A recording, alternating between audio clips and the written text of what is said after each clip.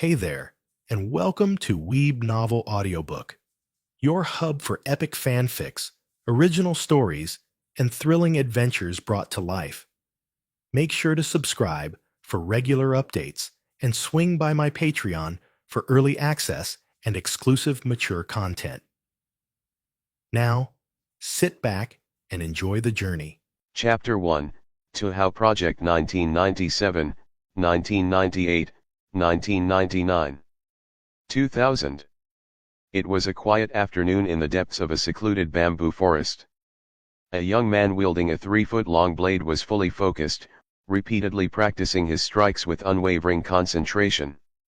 Nearby, a little girl, around 9 or 10 years old, sat on a fallen bamboo trunk, swinging her feet as she counted each strike aloud. Upon reaching 2000, she clapped her hands and praised him with a bright smile. "Dad, you're amazing, good job, could you at least sound a little more natural?" The young man paused mid-swing and shot her a look. "Anyone listening in would think you're praising a child. But Dad, you do realize that compared to the years I've lived through," she raised her hand and made a tiny gap between her thumb and index finger to emphasize her point. "You're practically a child to me. Oh, so you actually remember that much?" Veyron sheathed his blade and looked at her in exasperation. Her name was Aorai-san Kagaya. She was once a princess of the Lunarians, a race of people living on the moon. However, she had committed a grave crime against the laws of the moon and was subsequently exiled to Earth. Though she looked like an innocent young girl, her true nature was anything but just as she had said herself. Even a fraction of her actual age would still be far older than Veyron could even fathom. As for why this ancient being appeared as a child and why she addressed him as Dad, well, that all started with his transmigration. A transmigrant, as the term suggests, is someone who crosses over from one world to another. Having crossed over, his past life didn't really matter anymore. The only thing Veyron remembered was that he had somehow ended up in this unfamiliar yet strangely familiar world 9 years ago. After landing in this world and taking just a few steps, he noticed a bamboo stalk in the distance emitting a soft, moon-like glow. He had no idea where he was, but one thing was clear: this was no ordinary scene. His first instinct? Turn around and walk away. Yet no matter which direction he chose, he somehow always found himself back in front of that glowing bamboo. Out of options, he grabbed a conveniently placed hatchet and cautiously cut the bamboo open, only to discover a baby girl wrapped inside. The whole situation felt eerily familiar. With the pile of gold beside the baby and a jade plaque inscribed with the name Aorai-san Kagaya in ancient characters, Veyron quickly realized exactly which world he had landed in. Touhou Project. More specifically, he had arrived in a time period centuries before the formation of Gensokyo itself, the very beginning of the tale of the bamboo cutter. In the original story, an elderly couple who made a living cutting bamboo discovered a baby sealed within a stalk of glowing bamboo. They adopted her, and thus began the legend of Princess Kagaya. Now, however, the one who had stumbled upon Kagaya wasn't some unsuspecting old couple, it was a transmigrant like himself. Unlike the original adoptive parents, who had no knowledge of Kagaya's origins, Veyron knew exactly who the fuck she was. And if he had to pretend for years that he was oblivious to her true nature, pretend that she was just a slightly out of the ordinary little girl, well, let's be honest.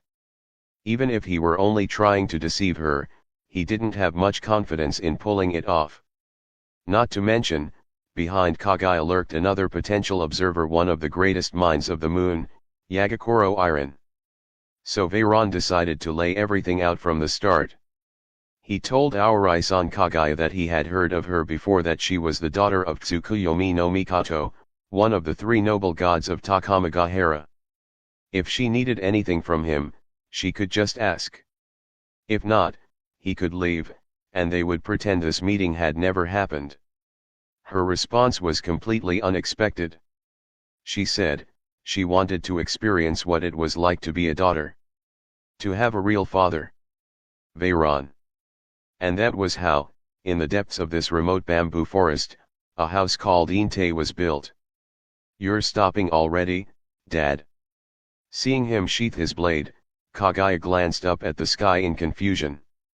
Training with the sword had become part of Veyron's daily routine. After adopting her, he had discovered that every time he cut down a bamboo stalk, there would be gold hidden inside. Thanks to this, he never had to worry about making a living. Any necessary supplies were brought to him by an elderly couple from the foot of the mountain. With no financial burdens, he had dedicated himself to training day in, day out, without fail. Am I not allowed to take a break once in a while? Veyron walked over and playfully pinched Kaguya's cheeks. As expected, they were as soft as ever. If the outside world weren't so dangerous, and if I had been born with an advantage like you think I'd need to work this hard? Dad, given that you actually gain something every time you train, I'd say you're already luckier than 99.999% of humans in this world. Kaguya rubbed her cheeks, pouting as she slipped out of his grasp. Over the past 9 years, he had gone from barely being able to mimic the stance of holding a sword, to gradually learning how to focus power and channel strength. From clueless swings to finally grasping the proper way to strike, and now, even with an ordinary knife in hand, he could easily split stone or break bricks. As someone with no formal master or awakened spiritual power, his progress was nothing short of miraculous. And what shocked Kaguya the most was that, thanks to what he called his cheat ability, Veyron's growth followed a very simple principle: hard work pays off. Every bit of effort paid off. From her observations, whenever Veyron was fully focused while training, every single swing of his blade seemed to give him some sort of return. Sure, the gains weren't huge each time, but the scary part was, it happened every time. 9 years of training had turned an ordinary man into a swordsman capable of handling low-level yokai. What about 90 years? 900? 9,000? The thought alone was terrifying. You have a point. Seeing the system notification in his mind. Basic swordsmanship, LV27, +1 XP. Veyron nodded slightly. He had stayed in the bamboo forest all these years not just because the outside world was dangerous and it's way safer to just stick close to Kaguya and enjoy her built-in safe zone aura, but also because his system ensured that every effort he made was rewarded. Anyway, back to business. Not wanting to get sidetracked chatting with Kaguya, he asked, when I swung my 1997th strike just now, did you notice anything weird about me? Weird? Kaguya's delicate eyebrows furrowed slightly. She thought about it carefully, then shook her head. Not really. What about the person behind you? Probably not either. Kaguya gave another calm shake of her head. If Veyron had noticed anything strange, she would have contacted me the second you asked that question. Interesting. Veyron muttered to himself, eyes locking onto the floating screen in front of him. Would you like to join the Dimensional Chat Group? Yes/no. Chapter 2, Dimensional Chat Group. Chat Group. As someone who had lived through the internet era before transmigrating, Veyron was naturally familiar with the concept of chat groups. Adding the word dimensional to it and considering that it seemed to be visible only to himself, completely undetectable by others, he could already make an educated guess about what this chat group was. As for whether it was exactly what he imagined, that would have to wait until he joined to find out. He also wondered how this dimensional chat group compared to the system he had brought along with his transmigration. After he tentatively clicked yes with his mind, a prompt appeared on the panel, making Veyron raise an eyebrow. Generating a unique username for you based on your personal profile, error. Error, please enter a username to use in the chat group, _____. Looks like my system wins this round. After thinking for a moment, Veyron typed ordinary person into the blank space. Before transmigrating, he was just an average guy living in an ordinary world. After transmigrating, sure, he unlocked a cheat ability, but even after 9 years, let alone world domination, as Kaguya once put it, his swordsmanship was probably only good enough to bully weak, low-level yokai. Against mid-tier yokai or talented low-tier ones, he'd be lucky to end in a mutual defeat if his opponent gave him the chance. No matter how he looked at it, ordinary person was a fitting name. System message: welcome, new member ordinary person, to the chat group. Earth's Cancer: whoa, a newbie? Welcome, welcome Snake Empress, welcome Catwoman, why do I feel like you're way too excited, chica? Lady Avalon: that's because you haven't been around long enough. Stick around and you'll see every time someone new joins, Chica-chan gets this excited without fail. Earth's Cancer: of course I'm excited. Every new member means our chat group just connected to another world, you know. Lady Avalon: you say that like you're actually gonna do something with that connection. Earth's Cancer: downcast face with sweat in a classroom at Shuchin Academy, a pink-haired girl with the username Earth's Cancer slumped over her desk upon seeing Lady Avalon's message. Stay are the intense gaze coming from her best friend, Shinomiya Kaguya, sitting next to her, made her quietly sit up straight and quickly regain her energy. Earth's Cancer: well, sure, I can't really do much right now, but we've all agreed that this chat group definitely isn't just gonna stay as some cross-world messaging app, right? Earth's Cancer: so yeah, the more people we have, the better. Lady Avalon: well then, you know the drill. Lady Avalon: Chica-chan, the welcoming committee job is all yours again. Lady Avalon: and judging from this newbie's username, you're probably the perfect person to handle this one. Earth's Cancer: ordinary person, huh? Finally, I'm not alone anymore. Loudly crying face Earth's Cancer: newbie, you hear? At ordinary person Earth's Cancer: first off, what you're seeing right now isn't an illusion or hallucination or anything like that, so don't worry. It's not magic or psychic powers either. To put it simply, this chat group is a special place that lets people from different worlds talk to each other.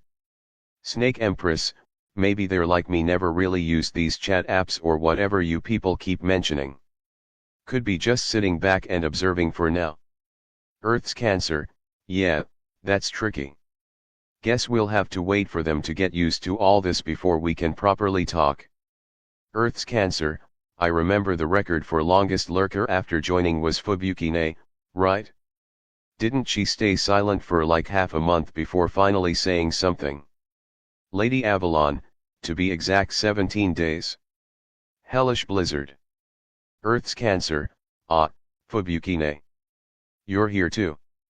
Hellish blizzard: yeah, just finished dealing with some weirdo. Heading back to base now. Figured I'd check the chat since I've got nothing else to do. Hellish blizzard: so, there's a newbie. Lady Avalon: yep. Seems like they're as cautious as you were. Ordinary person: sorry, I just thought it might be a bit rude for a newcomer like me to suddenly jump in, so I wanted to observe for a bit first. Ordinary person: would someone mind explaining what exactly this chat group is? Lady Avalon: Chica-chan. Earth's Cancer: no problem, leave it to me. Earth's Cancer: really, no need to be so formal, newbie. The fact that you were chosen by this chat group from countless worlds already means something. If you don't mind, just think of us as friends. Ordinary person: friends, huh? Earth's Cancer: I mean, I'm just saying. Don't take it too seriously, haha. I mean, we all get along pretty well here for now, but in the end, whether people actually click or not depends on, well, people, right? Earth's Cancer: anyway, let me introduce everyone in the group real quick. Earth's Cancer: first up, at Lady Avalon, also known as Miss Merlin. Yep, this is definitely that kind of chat group. As Veyron listened to the enthusiastic introductions from Earth's Cancer, he mentally sorted through the information. Earth's Cancer real name Fujiwara Chika, from Kaguya-sama, Love is War. a natural airhead and chaos gremlin capable of hijacking other people's animes and walking away with the heroine tag. Lady Avalon, real name Merlin. Specifically, from the Fate series version of Type Moon. Judging from her profile pic, it's the version from Fate/Prototype, Fragments of Sky Silver, female version of Merlin, later appearing in Fate/Grand Order Arcade and eventually making her way into the mobile game. Snake Empress, real name Boa Hancock from One Piece. Empress of Amazon Lily, captain of the Kuja Pirates, ex-warlord of the sea, and renowned as the most beautiful woman in the world. But judging by her profile pic, she looked like she was only 12 or 13, here, still a ways off from the adult Hancock seen in canon. Catwoman, real name Selena Kyle from DC Comics. A world-class cat burglar who targets jewelry and art, but occasionally helps out the heroes. A classic anti-hero. With decades of comics behind her and many different versions, it was hard to tell exactly which Catwoman this was from just Chika's brief intro. Hellish Blizzard, real name Fubuki from One Punch Man. A powerful hero who mainly uses telekinesis. Aside from these five, there was one more member who hadn't spoken since Veyron joined Ghost Spider, real name Gwen Stacy, from Marvel Comics. First appeared in Edge of Spider-Verse, later starring in Spider-Gwen Volume 1, Volume 2, Spider-Geddon, and other works as her universe's Spider-Woman. Chapter 3, New features: Merlin, Boa Hancock, Selena Kyle, Fubuki, Gwen Stacy, and of course, Chika herself. After everyone finished introducing themselves, the pink-haired girl asked in the chat, "Earth's Cancer, so, I didn't leave out any important details, right?" Lady Avalon, "Nope, that should cover everything, good job, Chika-chan." Earth's Cancer, he Earth's Cancer at ordinary person, anything else you wanna ask? Ordinary person, First of all, thanks for the detailed explanation.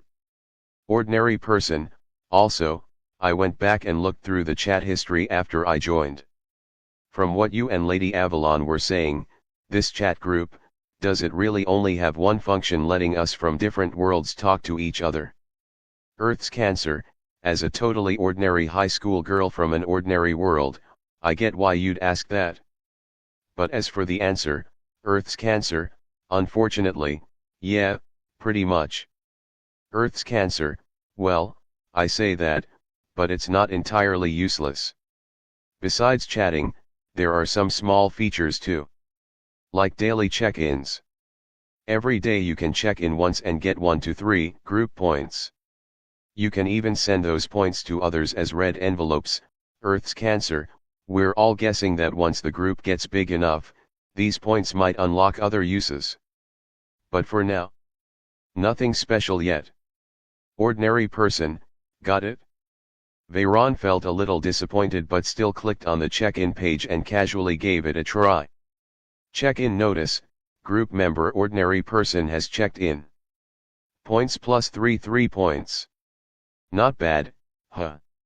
Just as that thought crossed his mind, a series of pinned announcements suddenly popped up on his screen. Group notice, total group points have reached 100,001, greater than or equal to 100,000, current group members, 7, greater than or equal to 5.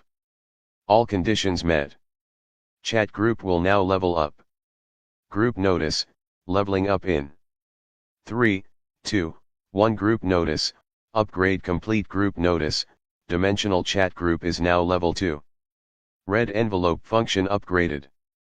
New features unlocked, files, live stream, missions, shop, gacha. Details of each feature can be viewed in the function page. Lady Avalon.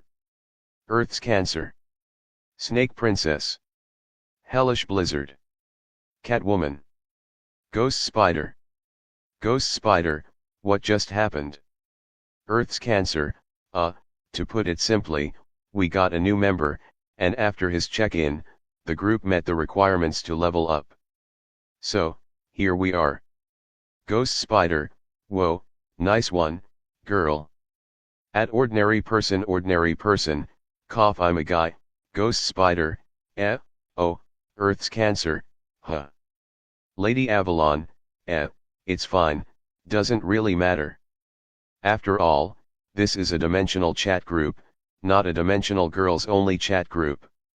If anything, it's pretty rare that all 6 of us before you were girls. That's like a 3.125% chance.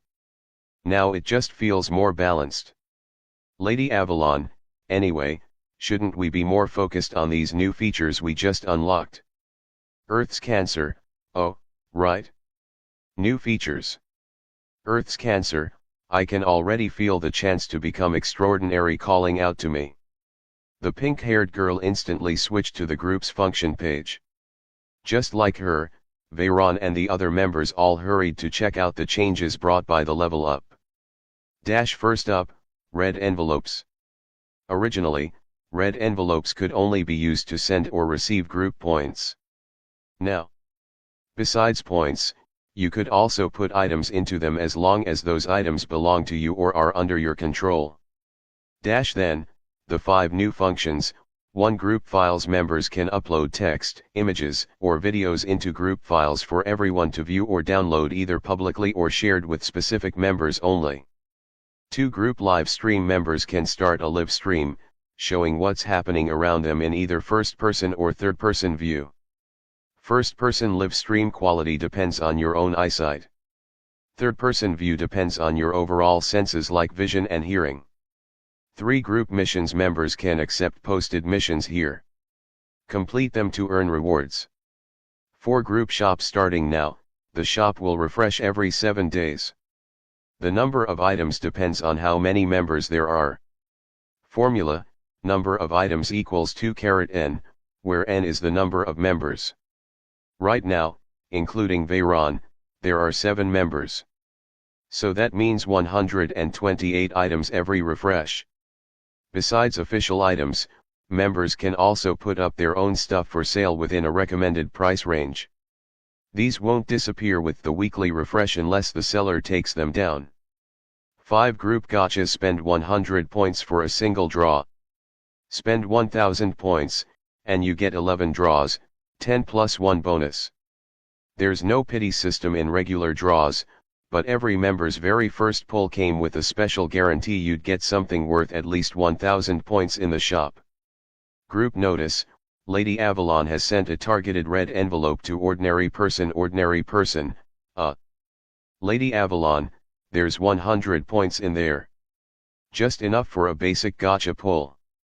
I'm curious what kind of guaranteed prize you'll get. Lady Avalon, don't get me wrong, think of it as a small welcome gift from me to our lucky mascot. Pay me back when you save up 100 points later. Earth's Cancer, mascot. Lady Avalon, mascots are seen as symbols of good fortune and wishes for a better future. I'm sure Chika-chan knows what I mean. Lady Avalon, realistically speaking, yeah, even if you didn't show up, 1 or 2 of us could have signed in again to hit the point goal. But the fact is your sign-in just happened to push us over the line. That timing alone makes you our mascot, doesn't it? Ordinary person, well, thanks, I guess. Veyron could tell the whole mascot thing was mostly just an excuse. What Lady Avalon really wanted was to make sure he wouldn't feel too awkward during the inevitable show your prize moment. Lending him those 100 points was basically a friendly gesture to help him blend in. With that thought in mind, Veyron replied to Lady Avalon, thanks for the support. Chapter 4, Jean Locke. You received 100 points. With the points in hand, Veyron immediately switched to the gacha screen and claimed his guaranteed reward. Gacha screen message, group member ordinary person performed 1 draw and received potential, Jean Locke x1 Jean Locke. Veyron, who hadn't expected much from this kind of relief prize, was absolutely stunned. You serious? This is what you call a special guaranteed reward? He clicked to claim it and confirmed it really was the Jean Locke. He quickly checked the other members' rewards from their guaranteed draws. Merlin got a flintlock pistol with infinite ammo, Fujiwara Chika got a green ring, Hancock received a pair of Sherry non-eyes, Fubuki got a stand, the stand, Star Platinum, Gwen got a charm, Weaver song, Selena got a full Gantz _Orts battlesuit. Honestly, those are all solid. They definitely live up to the guaranteed title. Especially that flintlock with infinite ammo, no clue how that works though, and Fubuki's stand, which might even have time stop potential. Both of those are huge wins. But compared to his gene lock? Yeah, not even close. His gene lock had 5 levels for now. Tier 1, breaks physical limits, boosts combat instinct.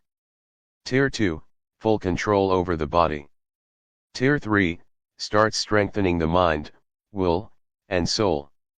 Tier 4, full sync of body and soul, energy self-circulation, awakening the light of the heart. Tier 5, unknown, you acquired a new trait gene lock, gold. As soon as the system gave its feedback, Veyron checked his mind's interface. Gold. So it's a talent trait. Seeing the panel clearly, he paused. But thinking about it, yeah, gene lock fits more as a talent than just a skill. He brought up the full trait system panel, rightward arrow comprehension, read, you can understand all spoken words, and your words can be understood by all beings. Rightward arrow gene lock, gold, you have grasped the rule, gene lock. Rightward arrow basic swordsmanship skill LV.27 EXP, 224,128/270,000, basic sword skills focused on slashing, with elements of thrusts, parries, etc. LV.10 buff, +1/power LV.20 buff, +2/power. This simple, almost crude-looking interface came with Veyron during his free fall into this world it had turned into this trait system. The system isn't smart. It just gives alerts when you gain traits or skills. Also when traits evolve, like leveling up. That's it. Nothing fancy. There are 2 types of traits, talent traits, ranked white, green, blue, purple, orange, gold, red. White is the weakest, red is the strongest. Before gene lock, gold, Veyron only had 1 talent trait, comprehension, red, which he got while trying to talk with Aorai-san Kagaya. It lets him understand all languages and be understood by all beings. Because of this trait, Veyron never had any trouble talking to the locals in the New World, even though he'd never spoken their language before. Ability or skill traits, these are more like game skills. They level up with use. Every 10 levels gives a bonus, buff. Take basic swordsmanship, for example. At LV.10 and LV.20, he gained +1 and +2/power respectively. That total +3/power lets him chop down bamboo barehanded. Give him a proper blade, and he can split bricks and rocks. As for how he got the basic swordsmanship trait, it just popped up while he was chopping bamboo during the building of Inte. After that, Veyron figured he might be able to get basic swordsmanship, basic martial arts, and similar traits the same way. I mean, who doesn't want more passive skills? Unfortunately, no luck. After a lot of attempts, he gave up and decided to just grind the sword skill he did have.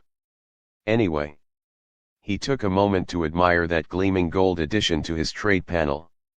And of course, he didn't forget the help he got. He popped back into the chat group to thank Merlin and promised he'd pay her back the 100 points as soon as he could. Lady Avalon, no worries, really. Pay me back when you are ready. Lady Avalon, I've still got plenty of points to spare. Lady Avalon, screenshot.jpg, Catwoman, W8, how many? Ghost Spider, whoa. 90,000 plus points. Earth's Cancer, would have been weirder if Merlin didn't have that many. Earth's Cancer, I joined the group about 3 years ago as the second member.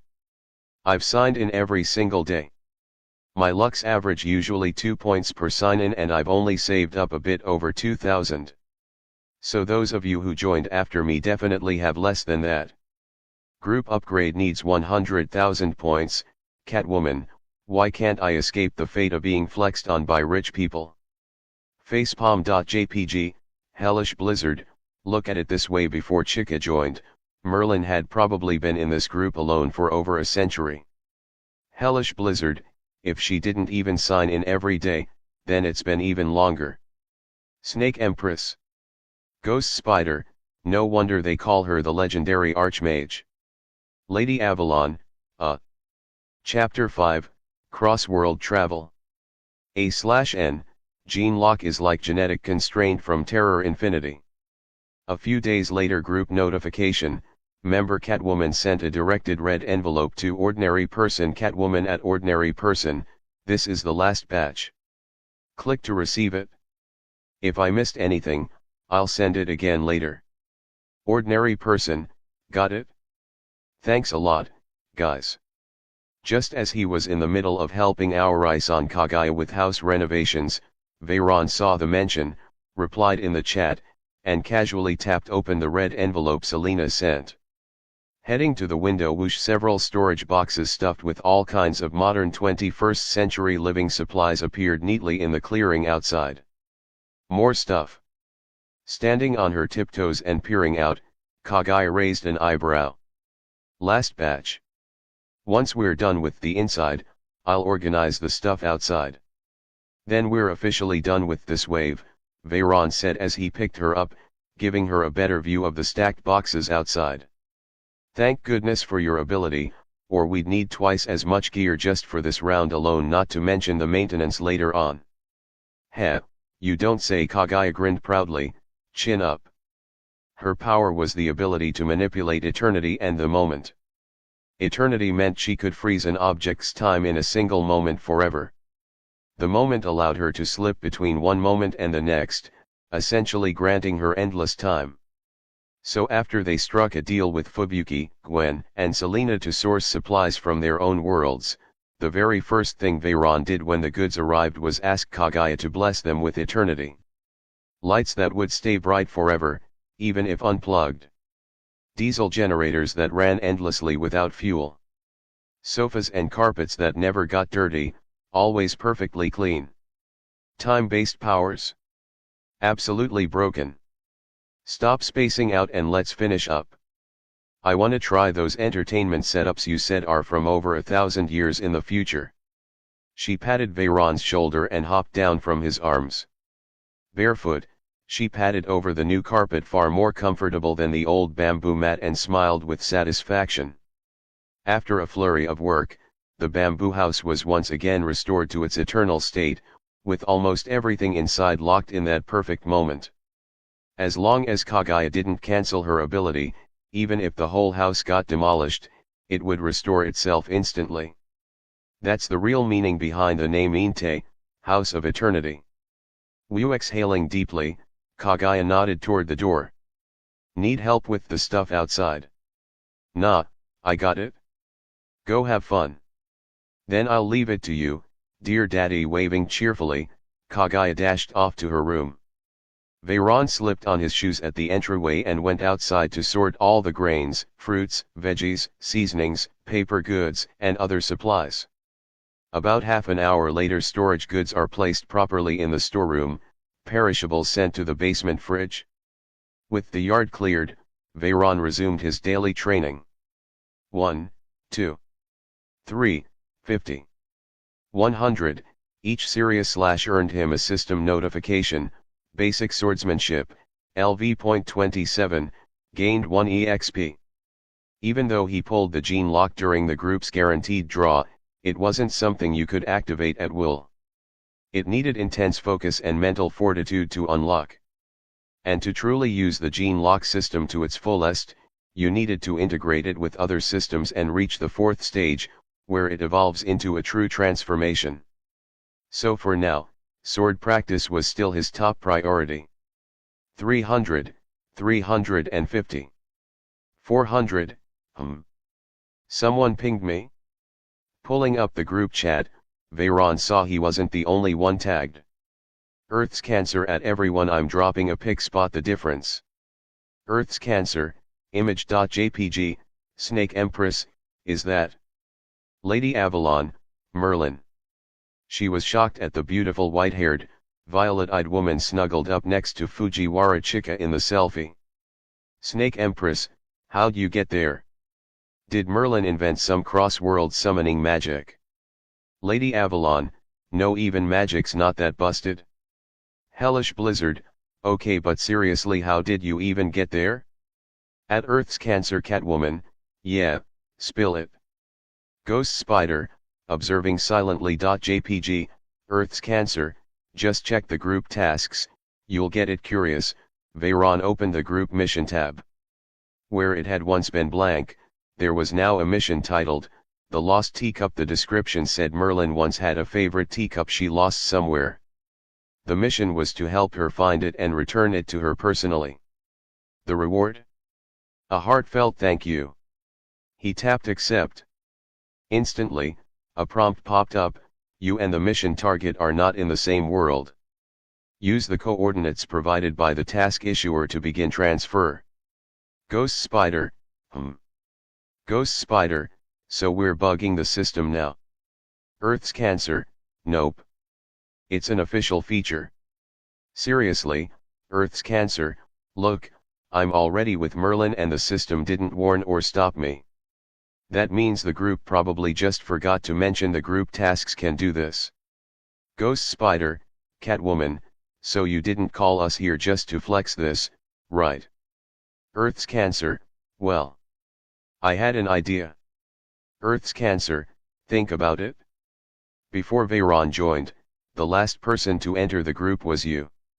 That was over 5 months ago, right?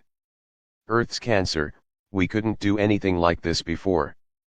But now that we know tasks can be used for cross-world travel, why don't we plan a meetup? Catwoman, I'm in. Ask the others. Ghost Spider, yes. I've always wanted to explore other worlds. Hellish Blizzard, agree. Let's treat it like a vacation. Snake Empress, +1 Earth's Cancer, great.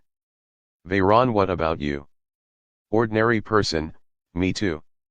Earth's Cancer, of course. What kind of team outing leaves someone behind? That's textbook American bullying. Catwoman, American bullying.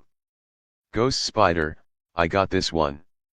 Ghost Spider, we're throwing a super cool party, everyone who's anyone is coming, guess who's not invited? You. GIF, Catwoman, Earth's Cancer, don't worry about home.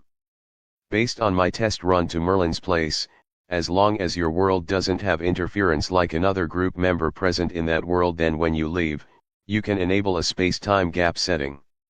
Earth's Cancer, that way, no matter how long you're gone, when you return it'll be like you never left. Chika said that especially for Veyron.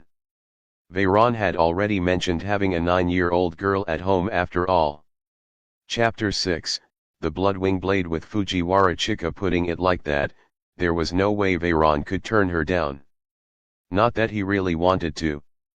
Truth be told, he was pretty curious about the quirky bunch in the group chat, familiar, yet strange companions from other worlds. Before heading out, even though Chika had mentioned this space-time gap function that would basically pause time in his world while he was gone, Veyron still knocked on Kagaya's door to let her know. A space-time gap.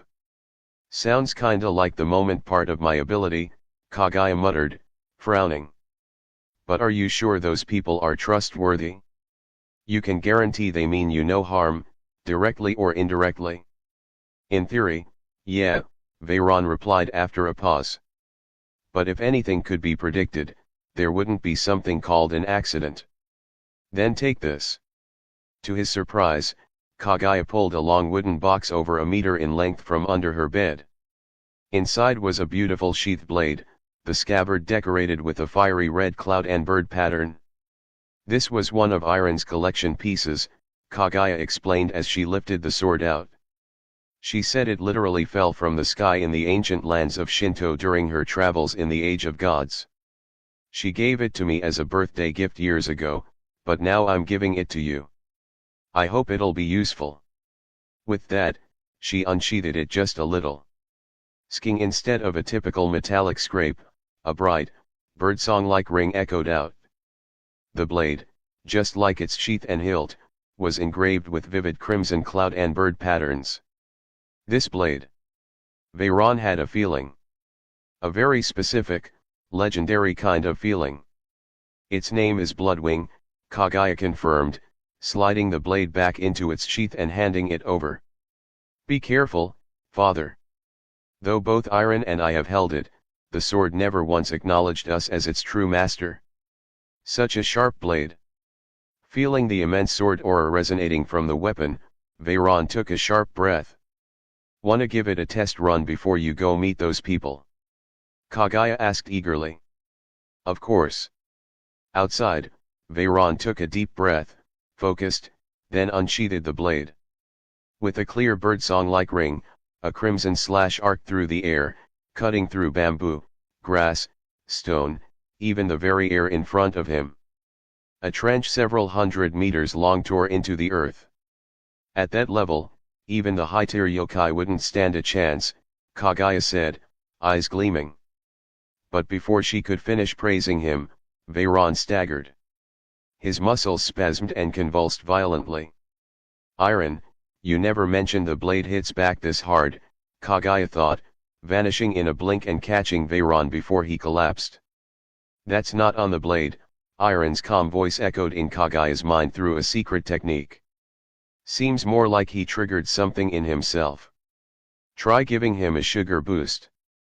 Didn't he stock up on candy and stuff recently? Just then, Veyron managed to croak out, Kaguya, give me sugar. No hesitation. Kaguya dove into the space between moments and returned with bags of sugar and chocolate bars. Veyron dug in like a starving beast. Bit by bit, the pain faded, his muscles stopped twitching, his organs settled, and his breathing steadied. With a long exhale, he finally sheathed the Bloodwing blade. How do you feel? Need me to have Iron come check you over? Kaguya asked. Wait, she can just come down here. Veyron looked around. Technically, no. But since she's the one assigned to supervise my exile, she can pop in once or twice under the pretense of checking if I'm behaving. Kaguya replied. Nah, that's fine. I was expecting this kind of backlash, Veyron said. Just didn't think it hit so suddenly, especially during my first real sync with the Bloodwing blade. Caught me off guard. Kaguya fell silent as Veyron grabbed her hand and placed it on his arm. Feel that? Kaguya. I'm stronger than before. Kaguya stared at him, unimpressed. When did you get the idea I'd have your physique memorized? Ahem, fair point, he laughed. But you remember that surprise I mentioned when I first joined the chat group, right? I just unlocked the first stage of my gene lock. It lets me awaken dormant combat instincts and gives my body a temporary boost. Some of the boost sticks around permanently, but the price is rough. Overdrawing on my potential means major backlash. The first time's always the worst. But as I keep unlocking more stages, my body will adapt.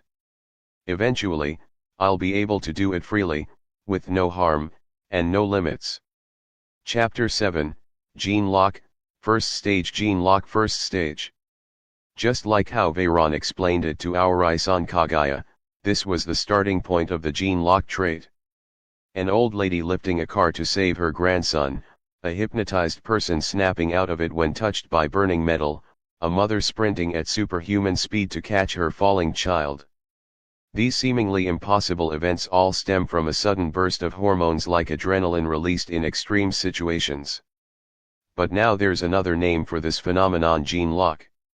Once someone unlocks their first stage gene lock, they can awaken their dormant potential, boosting their physical abilities to about 30% stronger in their normal state, and explosively surpassing their limits during critical moments. On top of that, some of these boosts can even become permanent over time. And that's not all. First stage gene lock also grants you combat instincts that allow your body to react before your brain even registers the danger. A crazy high sense of danger perception and the ability to gauge threats accurately. Micrometer level control over your body. Reflexes sharp enough to track a bullet's path with your eyes, all of this comes as part of the first stage gene lock package. Simply put, even a regular shut-in otaku with zero exercise habits could, after unlocking their first stage gene lock, turn into a first-class fighter capable of taking down multiple special forces soldiers with bare hands. And if that person was already a trained warrior? Well, even without any other enhancements, they'd already be comparable to a low-tier supernatural being. But unlocking a gene lock requires extreme mental focus, the most straightforward method, facing death head-on and surviving life or death scenarios. Veyron, fully aware that he only had one life and that death meant game over, figured that even if he had the potential for gene lock, he'd probably only unlock it after months or even years of daily training and steady progress. And Veyron didn't exactly have any huge danger or life-threatening situation forcing him to go nuts trying to unlock the gene lock. He had Kagaya's golden thigh to cling to. As long as he didn't go looking for death, he could probably live a chill life for decades at least. And if he found a way to overcome the natural human lifespan limit? From this moment until Inte officially appeared in Gensokyo, he had over 1,000 years to work with. Plus, with his trait system on the left hand and a superdimensional chat group on the right, could he really not find a method to extend his lifespan in all that time? So, just like how he had spent 9 years polishing his sword skills, Veyron wasn't in a rush when it came to unlocking his gene lock either. Or so he thought. Who would have guessed? Thanks to the blade Kagaya gifted him, the Bloodwing sword, Veyron had gotten so worked up emotionally that, when he poured all his energy, focus, and spirit into a single slash, he somehow triggered the hidden potential within his genes. Talk about a lucky break. A double win for sure. Are you sure you're okay? Kagaya looked Veyron up and down, her expression doubtful. Yeah, probably. Veyron scratched his head, not entirely confident himself. The first stage gene lock came with side effects. And honestly, they sucked for 3 reasons. First, the pain after unlocking was brutal. We're talking way beyond what a normal person could handle. Second, that sudden power boost didn't come for free. It wrung every last drop of strength out of your body, and if you didn't recover properly afterward, good luck even standing. And worst of all, if you messed up the process, failed to control it, or forced it recklessly, the backlash could straight up collapse your genes. That's a game over. I'll have Iron come down with some excuse to check on you. Kagaya made the call directly. And if possible, it might be better to postpone your meetup with those guys, or maybe just skip it this time. Relax. Seeing how concerned she was actually warmed Veyron's heart a little. He crouched down to her eye level and said sincerely, honestly, I'm probably even more scared of dying than you can imagine. If I get the slightest bad feeling, I'll be hugging your leg and begging Iron to save me before you even say anything. Kagaya was already picturing Veyron clinging to her leg, crying for help from Iron in her mind. A little while later. Aside from Veyron, Fujiwara Chika, and Merlin, Lady Avalon, the other 3 had also finished preparing for their world-crossing trip, meaning they had found somewhere secluded to gather. The 6 of them accepted the special bug travel mission issued by Hancock, which allowed them to cross worlds. As for why they chose Hancock's place as their meetup location? Simple. When it came to picking a meetup spot, all 7 of them agreed on 2 conditions: quiet and safe. Somewhere they wouldn't be disturbed during the meetup, and wouldn't cause trouble for the host afterwards. Naturally, that ruled out the 21st century worlds of Fujiwara Chika, Gwen, and Selena, where it was almost impossible to find a space big enough for 7 people without causing a scene. Next, Fubuki's world was pretty much a disaster waiting to happen. With monsters popping up like crazy these past few years, there was no telling if some random freak would crash the party halfway through. As for Merlin's world, just setting foot there was basically guaranteed to attract the attention of the root. Dealing with the root alone might not be too bad, but there were also other troublesome existences like the counter-force or beings with clairvoyance skills as broken as Merlin's. That sounded like a nightmare waiting to happen. And Veyron? He was still the new guy, barely a week since joining the chat group. The fact that he even got invited to this offline meetup was already thanks to Chica working her usual behind-the-scenes magic. There was no way they'd pick his world as the gathering spot. That left Hancock's place first off. As far as she knew, there weren't any monsters in her world with ridiculous abilities like Merlin's omniscient clairvoyance that let her peek at everything from the comfort of her home. Second, Hancock was from Amazon Lily, a kingdom located deep in the Calm Belt. Thanks to that natural barrier, not even the news crew delivering newspapers could fly in. The place was practically cut off from the outside world all year round. And lastly, Hancock herself was currently training on a deserted island northwest of Amazon Lily. Aside from her, the only other living things on the island were the wild beasts she used for practice. Seriously, could there be a more perfect place for a private chat group meetup? Yo, how's this fanfic, folks? I know the updates have been slow, but that's gonna change soon. It'll start updating just as much, or even more, than my other fics. If you're enjoying it, I'd really appreciate it if you could leave a review or comment to encourage me. Thanks. Chapter 8, The Group Meeting Calm Belt Rusukaina Island. This was a wild island where the seasons changed 48 times a year. Legend had it that, long ago, there was once a thriving kingdom on Rusukaina. But in the end, humanity had lost to the forces of nature. Now, the only inhabitants left were monstrous, ferocious beasts. And yet, right now on this deserted island so dangerous that even the battle-hardened Kuja tribe living nearby preferred to stay away, things were oddly lively. Cheers. Time 7. After taking a sip of fruit juice, Fujiwara Chika set down her cup. She picked up a knife and sliced off a piece of the massive roasted beast leg, one that was easily thicker than her entire body, and popped it into her mouth. Instantly, her eyes lit up. Whoa, this kinda tastes like beef, but the texture. It's way better than even top-grade A5 Wagyu beef. Of course it is, Hancock said proudly, clearly pleased that her preparations to welcome her friends hadn't gone to waste. This is one of the best tasting beasts I've found on Rusukaina, and I've spent over a year here figuring that out. Among all the monsters I can hunt now, this one's in the top 2. It really is amazing. Lady Avalon, Merlin, gracefully weaving her magic into a thread and slicing a piece of meat mid-air with just a gesture, also gave it high praise after tasting it. With them setting the mood, the others like Veyron naturally followed suit. First bite. Absolutely delicious, crispy on the outside, tender and juicy on the inside. The natural flavor of the meat was enhanced by a few simple seasonings, creating a taste that felt nothing short of miraculous. Second bite, third bite. Mid-chew, Veyron suddenly froze, staring at the meat in his hand in surprise. Ha, looks like you're the first to notice something special about this meat, huh, Veyron? Merlin teased, eyes narrowing playfully. Didn't you already notice it yourself? Veyron raised an eyebrow and stuffed the remaining meat into his mouth.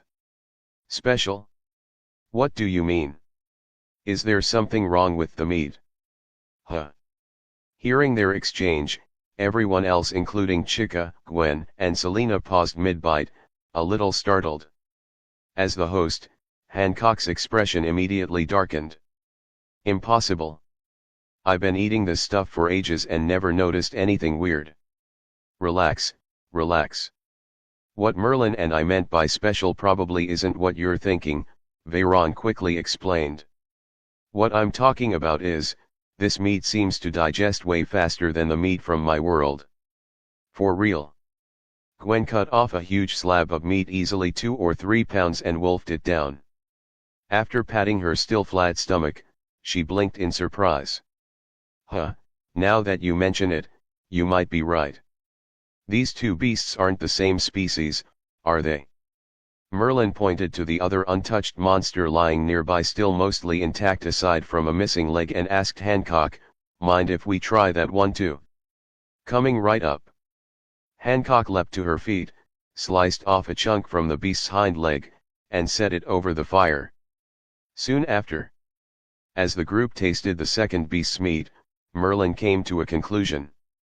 It suddenly made sense why people in Hancock's world could drastically improve their physical abilities just through persistent training, even doing nothing more than basic workouts like running, push ups, sit ups, or frog jumps. Back when the chat group hadn't upgraded yet, members from other worlds had only gotten bits and pieces of information from Hancock's stories. Their guess had been that maybe this world's environment was just naturally suited for body training, and most people were born with decent talent for it. But now, sure, talent mattered. But the influence of this world's easily digestible, nutrient-packed meat couldn't be overlooked either. So basically, if we just keep eating this meat while training, we can boost our physical abilities several times over, maybe even dozens of times compared to a normal person. As the only genuine normal human in the chat group before Veyron joined, Chika Fujiwara instantly zeroed in on the key point. Judging by how the average folks in this world are doing, I'd say doubling or even tripling your physical abilities shouldn't be too difficult. Anything beyond that would probably depend on your own talent though, Merlin said, her stunning purple eyes flashing. Merlin, trust me, even doubling might sound minor to you, but for people like us? Heck, even a 10 or 20% improvement would be huge. Chika clasped her hands together and looked over at Veyron. Right, Veyron-san. Right. Veyron nodded without hesitation. Hold on a sec, Selena suddenly pointed out, sure, the system calls him an ordinary person, but are we really gonna sit here and pretend a guy who noticed the special properties of this meat after just a few bites still counts as ordinary like you? If that's how we're counting things, then I should be able to sit at your ordinary table too. I mean, my physical abilities haven't exactly hit the theoretical human limit either, at least, I'm still a bit short when it comes to raw strength. Naturally, with all that being said, everyone's attention shifted straight to Veyron. Veyron calmly said, well, it's true that in my world, there are gods, yokai, priests, shrine maidens, and all sorts of people who train in spiritual arts or faith-based powers. But when I first joined the group, I really was just a regular guy who'd practiced swordsmanship for a few years. At this point, Veyron paused for a second, then added, but, it's only been a few days since then. You guys haven't forgotten about the draw I did thanks to Miss Merlin's sponsorship, right? You mean, the gene lock? Fubuki recalled seeing that phrase in the description back when he did the lottery draw. Yep. Veyron nodded.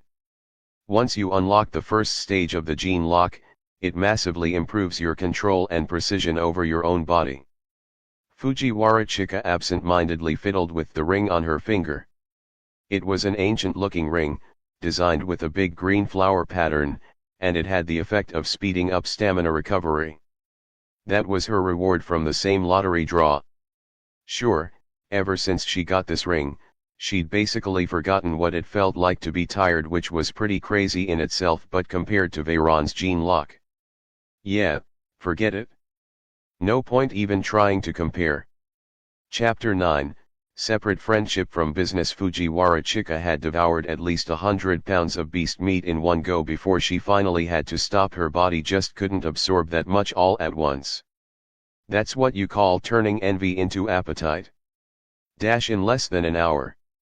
2 giant beasts, each about 4 or 5 meters tall, had been completely cleaned out. Phew, that hit the spot. Selena stretched her limbs like a languid cat, savoring the warmth flooding her body. The meat's strengthening effects left her buzzing with energy. With a contented sigh, she turned to Hancock and said, Hancock, darling, let's put it on the shelf. Huh? Hancock blinked in confusion. What do you mean, put it on the shelf? I mean, once we're back, let's list some of this beast meat from your world in the group store, Selena explained. It's a win-win. We get a nice physical boost from just eating, zero effort, and you can rack up some points for lottery draws or grab good stuff when it pops up in the shop. No need, no need, Hancock shook her head quickly. If you guys ever need any, just let me know. Over the past year, most of the beasts I've killed aside from what I ate myself ended up feeding the island's other wildlife or the sea kings offshore. That's not how it works, you know. Chica held up a finger and wagged it playfully. Maybe to you, giving the meat to us or tossing it out feels the same. But you saw how it went just now. Apart from Merlin, all of us really need that meat. That's a fact. There's this little story I read once. A guy used to give a few coins to a beggar every day. One day, he was in a rush and forgot. The beggar stopped him and asked, "Why didn't you leave my money today?" Same idea here. If you're just feeling generous and decide to give us gifts out of the blue, we're happy to accept. But if we have a consistent need, and we keep taking from you for free, even if it's no big deal to you, over time it starts to feel off. Plus, if your beast meat is always free, what happens when someone else has something valuable from their world? Should they give it away for free too? Or charge? It's better to draw a line now. Separate friendship from business before any awkwardness creeps in later. Ah, yeah, you're right.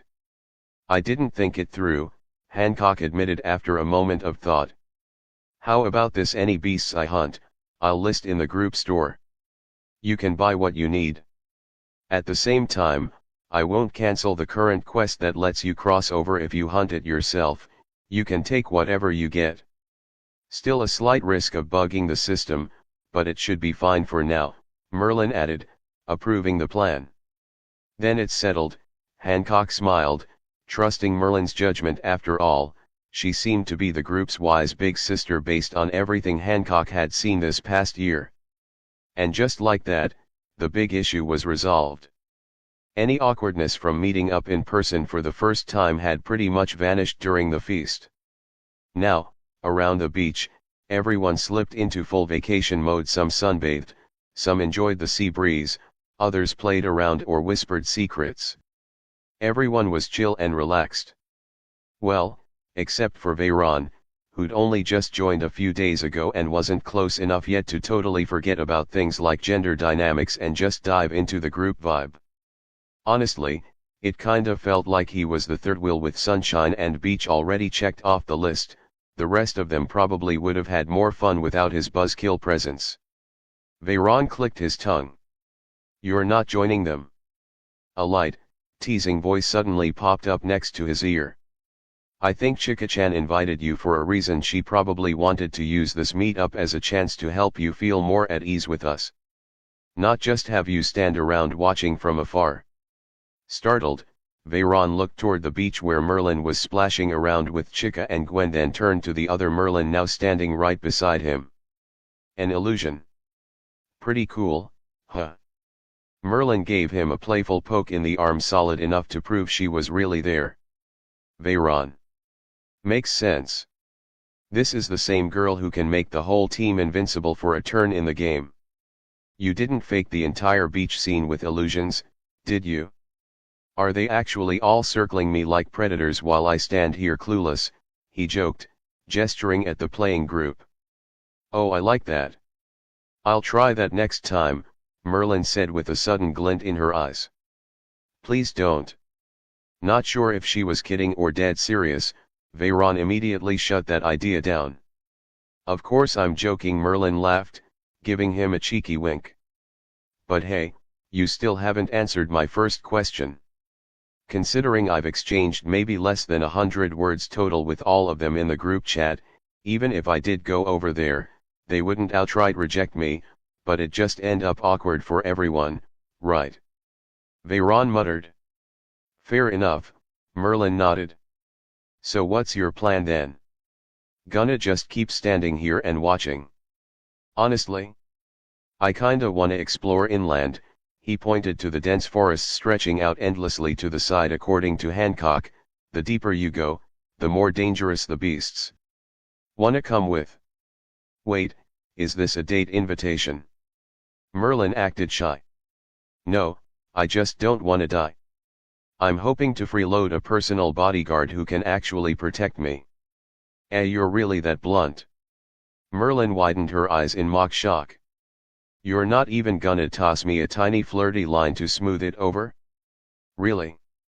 Chapter 10, Spider Sense vs Observation. Hacky deep in the jungle where even trees that'd take 2 or 3 people holding hands to wrap around still only counted as saplings. Veyron moved forward slowly, wielding his crimson blade, Bloodwing.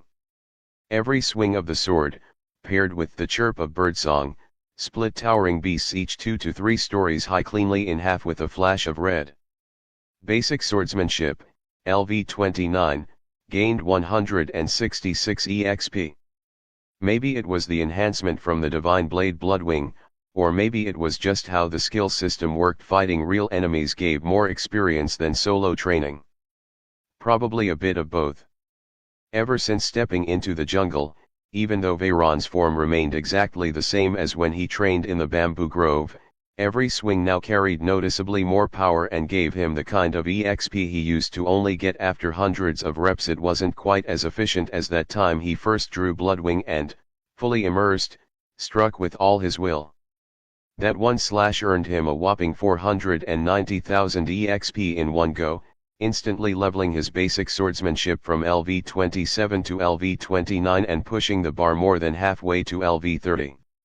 Still, being able to rack up over 100 EXP per swing felt as satisfying as curling up in fuzzy pajamas in an air-conditioned room on a hot summer day. Swish, he sidestepped a boar charging at full speed, then countered with a backhand slash. A crimson arc sliced through its midsection, cleanly bisecting the 10-meter-tall beast.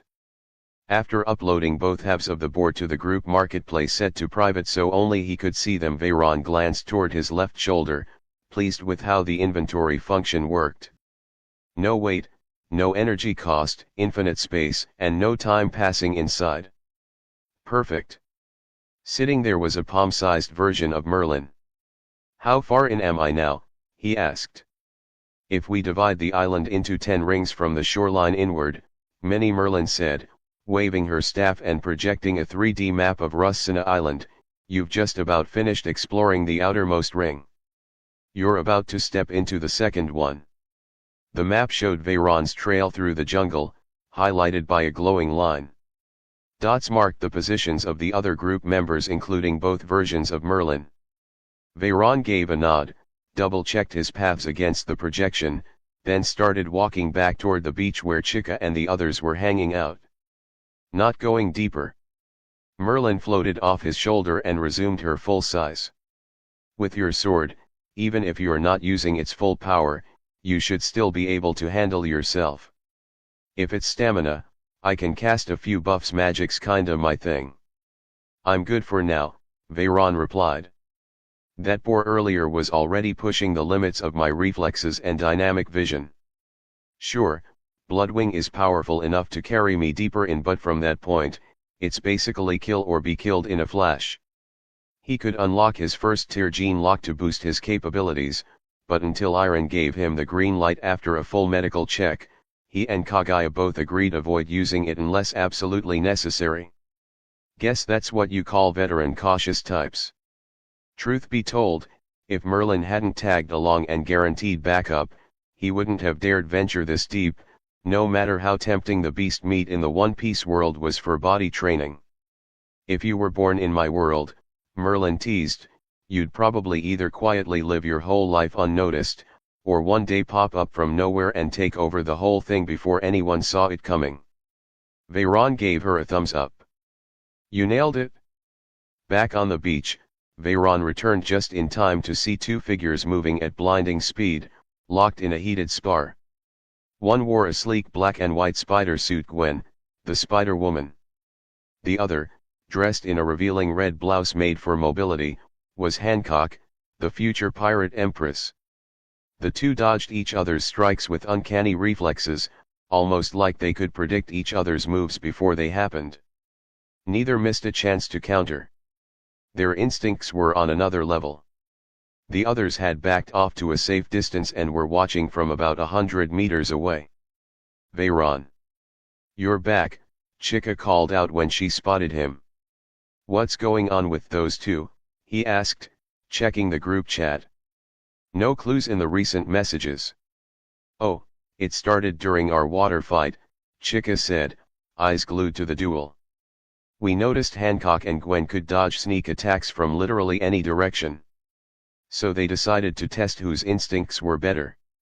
She sounded amazed, and rightfully so. Gwen's spider sense, triggered after a radioactive spider bite, gave her an innate danger precognition. Hancock, on the other hand, had mastered observation hacking. It sharpened the senses to ridiculous levels, enough to sense attacks, predict movement, gauge strength, read emotions, and even detect people far out of sight. They'd explained all this in the past, sometimes even posting short clips or GIFs to show off their powers when the group still didn't have live stream functionality. But none of that compared to watching them go at it in person. And it wasn't just their reaction speeds. The craters scattered across the sand proved they both pack serious punch. One hit and a normal person would get a VIP pass to the underworld. For someone like Chika, who came from a perfectly normal world, this was the first time seeing superpowers this up close, and it was mind-blowing. Yeah, they're no joke, Veyron agreed, eyes landing on Hancock.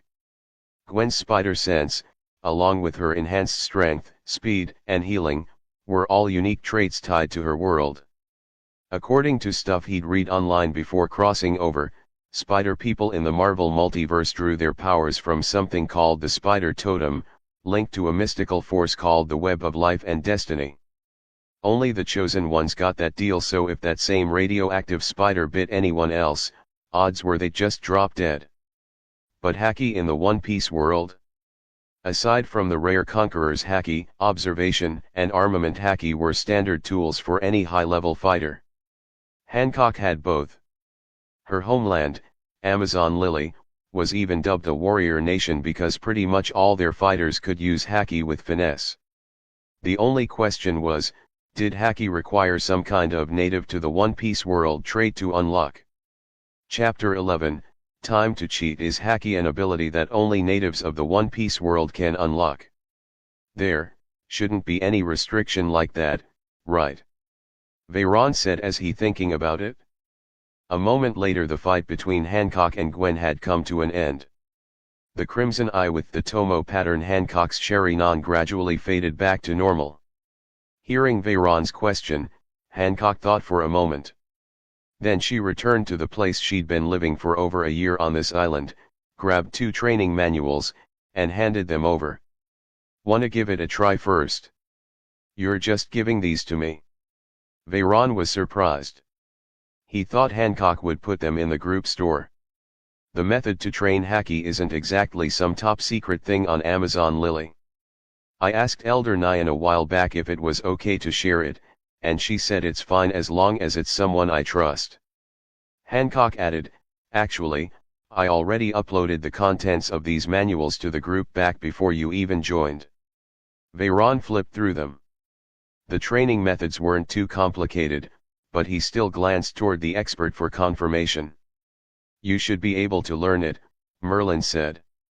I was watching Hancock use haki just now too. From what I've seen in those manuals you're holding, yeah, I read them before. It seems like haki in their world is a fusion of belief, willpower, mental strength, and life energy. And belief, will, spirit, life, those are all things humans fundamentally have. Then how come I couldn't learn it? Fujiwara Chika raised her hand with a frustrated look. Well, first of all, not just anyone can learn haki even in its native world.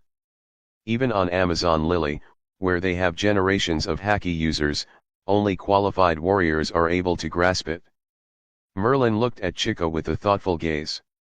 When you were trying it before, ask yourself honestly, did you truly believe, from the bottom of your heart, that you could learn haki? Chika scratched her head awkwardly, smiling sheepishly. Gotta be real, she was super envious of that awesome ability, but when it came to actually believing she could learn it, yeah, she'd always kinda doubted it. Which was exactly what Merlin just said. Faith, will, belief, those were the key components of hacking. Wait a second. So you're saying we can actually learn hacking? Realizing this, Chica's eyes lit up as she stared at the hacking training manuals in Veyron's hands. Wanna try armament hacking first? Or observation hacking? He asked, holding one book in each hand. Let's go with armament. After thinking for a second and remembering the difference between the two, Chica, who wasn't all that confident, chose the one that felt a little less abstract. Compared to the sixth sense-like nature of observation hacking, the idea of armament hacking forming invisible armor to boost defense and attack just felt a lot more real to her. Wanna do this together? Veyron handed her the armament hacking manual, while holding onto the observation one himself. He felt a pair of eyes still lingering on him. Selena was clearly more interested in observation hacking, so he extended an invite. Let's check it out together. The catgirl nodded. Observation hacking is all about sensing presence, a kind of super sense that develops once your regular senses get sharpened to the max. So, the first step to learning it? Training your basic senses: sight, hearing, smell, all of it. For example, blindfold yourself, have someone throw random stuff at you from random directions, and your job is to dodge it all as best you can. Veyron.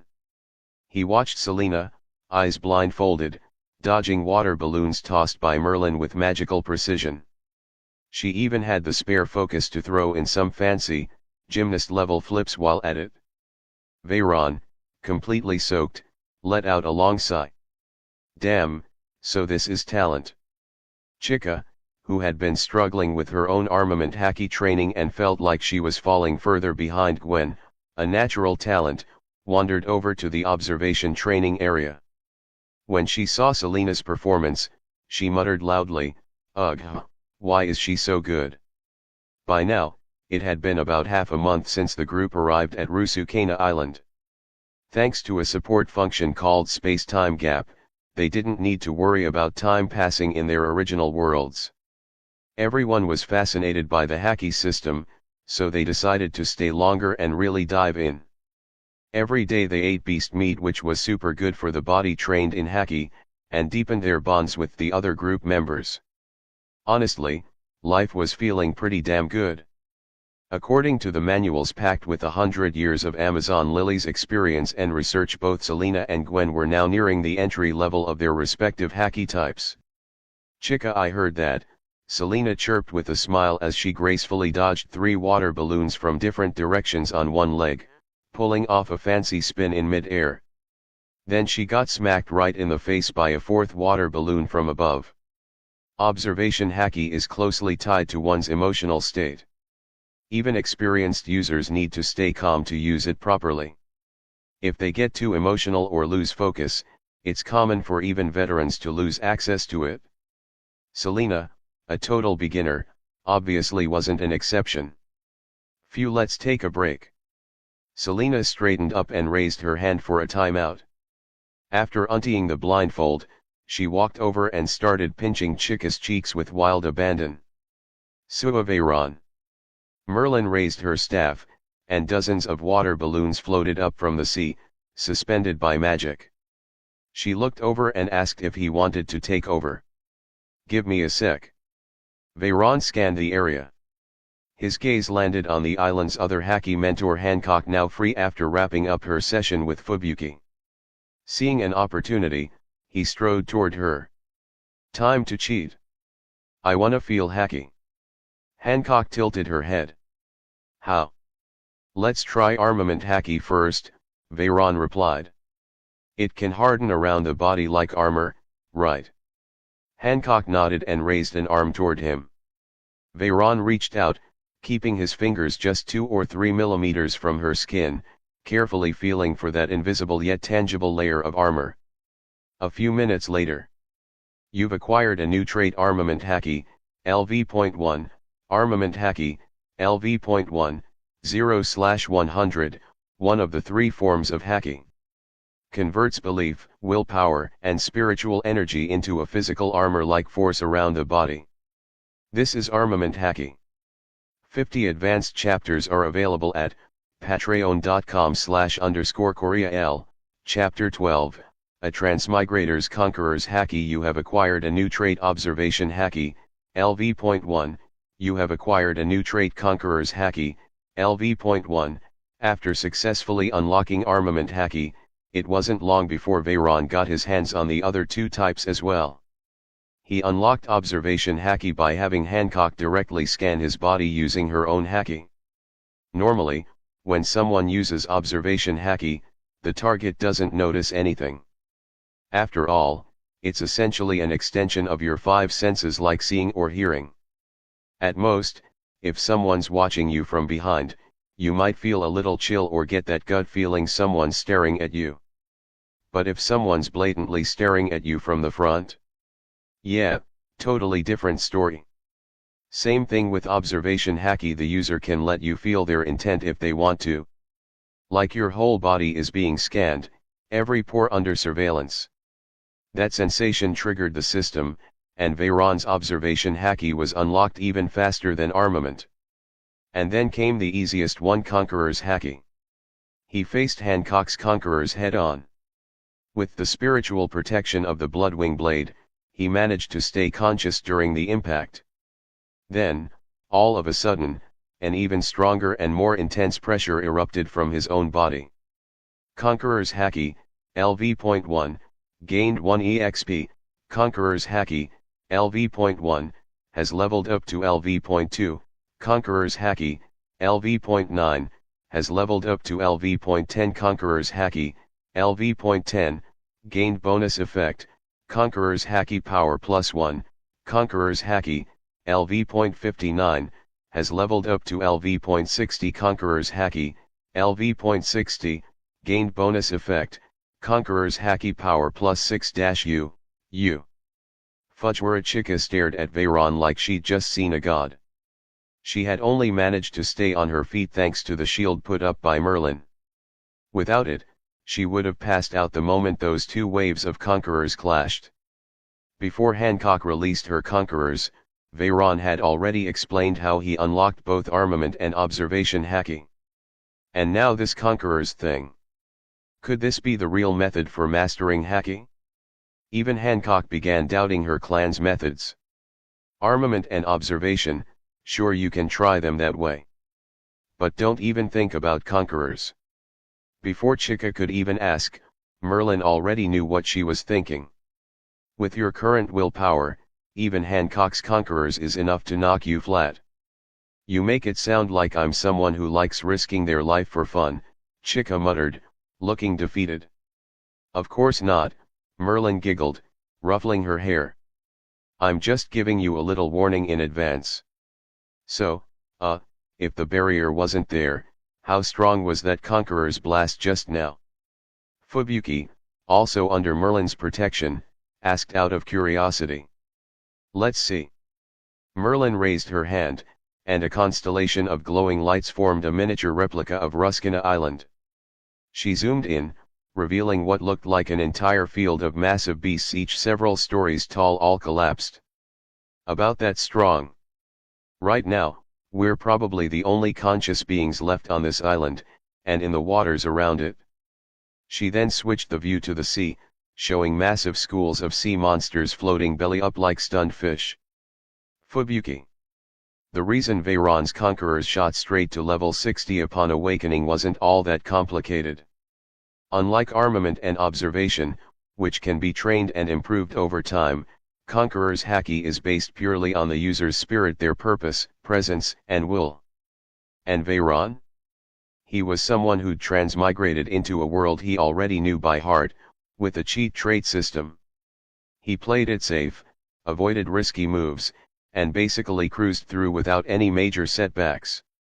The only accident was when he joined the dimensional chat group, which opened the door to even more worlds. Yeah, he was always calm and polite, but come on, there's no way he didn't feel some high-tier superiority deep down. So when that overpowered mindset got tapped by Conqueror's Haki, the system instantly triggered, EXP poured in, and the levels just skyrocketed. Sigh, Still didn't work, huh? Fujiwara Chika sighed. She'd tried copying Veyron by letting Hancock help her learn by doing, hoping her body would just pick up armament or observation haki through experience. Didn't work. Then she tried the same with Veyron. Still a no-go. Honestly, I'd be shocked if it did work, Selena shrugged. If that method really worked, don't you think the Kuja tribe would have already written it into every haki training guide? The fact that Veyron succeeded just meant he was special. I know, still, it's hard not to hope just a little before it's confirmed impossible. Chika held up her fingers to show a tiny bit. Selena. Fair enough. Sigh, still one step short. Gwen, who had been at the edge of unlocking armament haki for a few days now, hadn't been able to break through either, even with Hancock and Veyron's help. After a moment of hesitation, she asked, now that we know outsiders can actually learn haki, if we go back to our original worlds, do you think we could still train it from scratch there? You're planning to go back? Chika caught the implication and looked puzzled. You're not gonna stay and try to unlock armament first? According to the training manual, in my current state, I could unlock it in the next second, or maybe in 3 to 5 months. There's no guarantee. Gwen replied, then added, sure, thanks to the time gap, even if we stay here for a few years, we'll return to the exact moment we left. But are you really okay spending 3 to 5 months here? Huh? Chika froze, then gasped when she realized what Gwen meant. Out of the 6 people who came to this world, Merlin's age? Big old question mark. Time basically didn't affect her unless she wanted it to. Veyron, Fubuki, and Selena were already adults. A few years of aging wouldn't change much, as long as they took care of themselves. But she and Gwen were still high school students right in the middle of their growth phase. If they stayed here for a few months, bam! The changes in their bodies would be obvious. Chapter 13, Hearing the voice of all things, not wanting to attract unnecessary attention over any changes to their bodies. Once they returned, Fujiwara Chika and Gwen politely said their goodbyes to the others. After seeing the 2 girls off, the remaining group exchanged glances. They could already tell what everyone was thinking. Everyone heading out already? Though a bit reluctant, Hancock, as the host, still took the initiative to ask. Yeah, maybe we should just wrap it up here, Fubuki replied. The original plan was just to meet up in real life, say hi, maybe grab a meal together. And now, somehow, it's already been nearly a month. True. Hancock nodded. So, just like when Chika and Gwen left, the others followed suit. Fubuki, Selena, Veyron, and Merlin one by one, their figures vanished from the beach, leaving Hancock standing alone. Moments ago, the beach had been full of life and laughter. She could almost still see the group training together or partying by the bonfire. Hancock gently bit her lip, feeling the silence. Then, a notification popped up on her mission interface. Her long-term mission had been accepted, not just by one person, but 2. You guys. Seeing Veyron and Merlin reappear not long after leaving, Hancock's expression lit up with surprise and excitement. I only just awakened armament haki and observation haki, right? According to your Kuja tribe's experience, this is the perfect time to refine and master them through real combat. And this island just so happens to have enough dangerous beasts for that. Veyron explained, tossing out his reason for coming back. You don't mind if I stay and train here a while longer, right? Of course I don't mind. Welcome back. Hancock replied cheerfully, then turned to Merlin, who'd also returned. Miss Merlin. Don't get the wrong idea. I just thought the weather here's perfect for relaxing by the sea. With a snap of her fingers, a beach chair and a large sun umbrella appeared out of nowhere. At the same time, the elegant gown somewhere between a robe and a dress she wore transformed into a breezy swimsuit, and the ornate staff in her hand changed into a white parasol with lace trim. By the time Veyron finally left Rusukana Island, his EXP in the trait system panel for Armament Haki and Observation Haki had skyrocketed from level 1 when he first obtained them, all the way to level 24 and level 36, respectively. Yes, you heard that right, level 36 Observation Haki. The growth rate for Armament Haki was about what you'd expect, decent but not mind-blowing. With the bonuses from auxiliary traits at level 10, Armament Haki Power +1, and level 20, Armament Haki Power +2, Hancock said that his Armament Haki was now on par with the elite warriors of Amazon Lily, meaning, strong enough to be a royal guard on land or a full-fledged Kuja pirate at sea. As for why his Observation Haki had leveled up so quickly, that ties into a trait Veyron had been overlooking for quite some time. Rightward arrow comprehension, read, he'd gotten this shortly after his first arrival. Its effect? It lets him understand all languages and be understood by all as well. The convenience of being able to communicate with anyone was cool and all. But over the past 9 years or so, Veyron had always felt like that effect didn't really live up to its red tier rarity. After all, talent traits ranked, white, green, blue, purple, orange, gold, red. After joining the dimensional chat group, that doubt only grew. After all, the chat group has a built-in auto-translator. Even uploaded photos with text get translated. And yet, this understanding trait was red tier, while even something as the gene lock was only gold. But then he learned Observation Haki. The very first time he activated it, beyond just the basics like sensing nearby life forms, emotions, surface thoughts, power levels, and tracking the number and location of things outside his field of view, he noticed something else. He was hearing something. Something he couldn't perceive with his 5 senses before. And eventually, it clicked. He was hearing the voice of all things.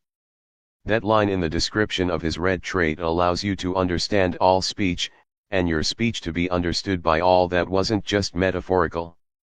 When fused with Observation Haki, the comprehension, red, trait evolved into a kind of super sense, similar to the one used by Gold Roger, the man who started the Great Pirate Era. Whether Veyron's version differed from Roger's was still unknown to him. What he did know was that after figuring this out, he unlocked a brand new trait. Rightward arrow Swordmaster, blue, allows you to unleash strikes worthy of being called a swordmaster on the open seas. What defines a swordmaster? Feeling the breath of all things, cutting steel with ordinary swords, unleashing flying slashes that can slice enemies hundreds of meters away. Thanks to this new trait, Veyron's basic swordsmanship had jumped from level 29 when he left Inte to level 35 when he returned. And don't ask why a swordmaster trait gives EXP to basic swordsmanship. If you're nitpicking stuff like that, you're clearly an idiot. Kaguya, long time no see. His power up naturally came with a boost in mood. Standing in the garden before the bamboo house, Veyron smiled at the familiar face he hadn't seen in ages. Long time no see. Aorai-san. Kaguya nodded politely. Then, correcting him, although from your perspective, it may have been a while, for me, it's only been a moment since I told you to have a safe journey. My bad, I forgot. Veyron chuckled. Noticing her gaze scanning him up and down, he spun in place once. See something different? Did you come back briefly earlier? She asked. Veyron nodded. On the way back from submitting the last dimensional mission and accepting the long-term one, he had, in fact, made a short stop at home. Then it makes sense. Kaguya explained her observation. While it may resemble my moment between moments, the time rift technique I use, this chat group you've joined seems to operate on an entirely different level when it comes to manipulating time and space. And maybe even other rules. If not for the slightly different way you're standing, I wouldn't have even noticed you left. Veyron smiled. Alright then, I'm gonna take a shower first, then I'll tell you all about the stuff that happened on this trip. He took the princess's outstretched hand, and the two of them, one tall and one small, climbed the bamboo steps together, side by side. Chapter 14, Yagakoro Iron. Moments later, inside Kagaya's room. Now dressed in clean clothes, Veyron began recounting his recent journey to Aorai-san Kagaya in detail. He spoke of the initial group dinner, the discovery that the meat in that world had miraculous effects on physical training, then how Merlin later confirmed that visitors from other worlds could learn haki as well. That led to the start of a haki crash course. But after wasting over 10 days on it, he eventually realized the trade system was still king. Cheating was the best. So this is armament haki. Kagaya reached out and touched Veyron's arm, which had been hardened with armament haki. Though invisible, she could clearly feel the layer of armor covering it. Intrigued, she asked, if you can awaken haki through feeling it, then in theory, couldn't that work for other powers too? Like spiritual energy, curses or something. You're not the first to think that. Not even the second, actually. The first and second people to come up with that idea were none other than Veyron and Merlin themselves, back when they returned to Rusina Island. In the Type Moon world, Magi born after the Age of Gods need to draw upon either OD, personal mana, or mana, world mana, to cast magic by tapping into the world's foundation, which is basically its natural operating system. Think of it like this: if magic were software, its foundation would be the operating system, OS, or runtime environment. You can't mod Skyrim spells into Elden Ring unless you've hacked the engine itself like Merlin did. It's like trying to run Python libraries in C++ without an interpreter. But that's what makes Lady Avalon terrifying. Merlin's out here playing with cheat engine while most people are stuck on tutorial mode. So the result should be a Magus leaving their native world becomes a glorified muggle, powerless in a foreign system. But the source of magic power still has a different story. Mana, the greater source, is the life force of the environment like that of the planet or atmosphere. OD, the lesser source, on the other hand, is a person's own life force. Regular humans have it too, which is why some magi or supernatural beings turn to harvesting from them when they're running low on mana. So in theory, if you knew how, you could extract mana from yourself just like how haki, which is based on willpower, spirit, and life force, can be learned by people even outside the One Piece world. Which means, for those from outside the Type Moon universe, it should be possible to draw out magic from their own life force too. Judging by your face, that didn't exactly work out. Kagaya asked, picking up on his expression. It's not that it failed exactly, it's more like we came up with a theory but didn't get enough proof to confirm it. Veyron explained how even with Merlin's help, he still couldn't unlock the magic trait in his system. When they had gone back to Rusina Island to spend time with Hancock, Gwen, Selena, and Fubuki also returned after some time. Gwen finally managed to awaken armament haki. And with her insane spider sense, she picked up observation haki shortly after. Selena and Fubuki also awakened observation haki, one after the other.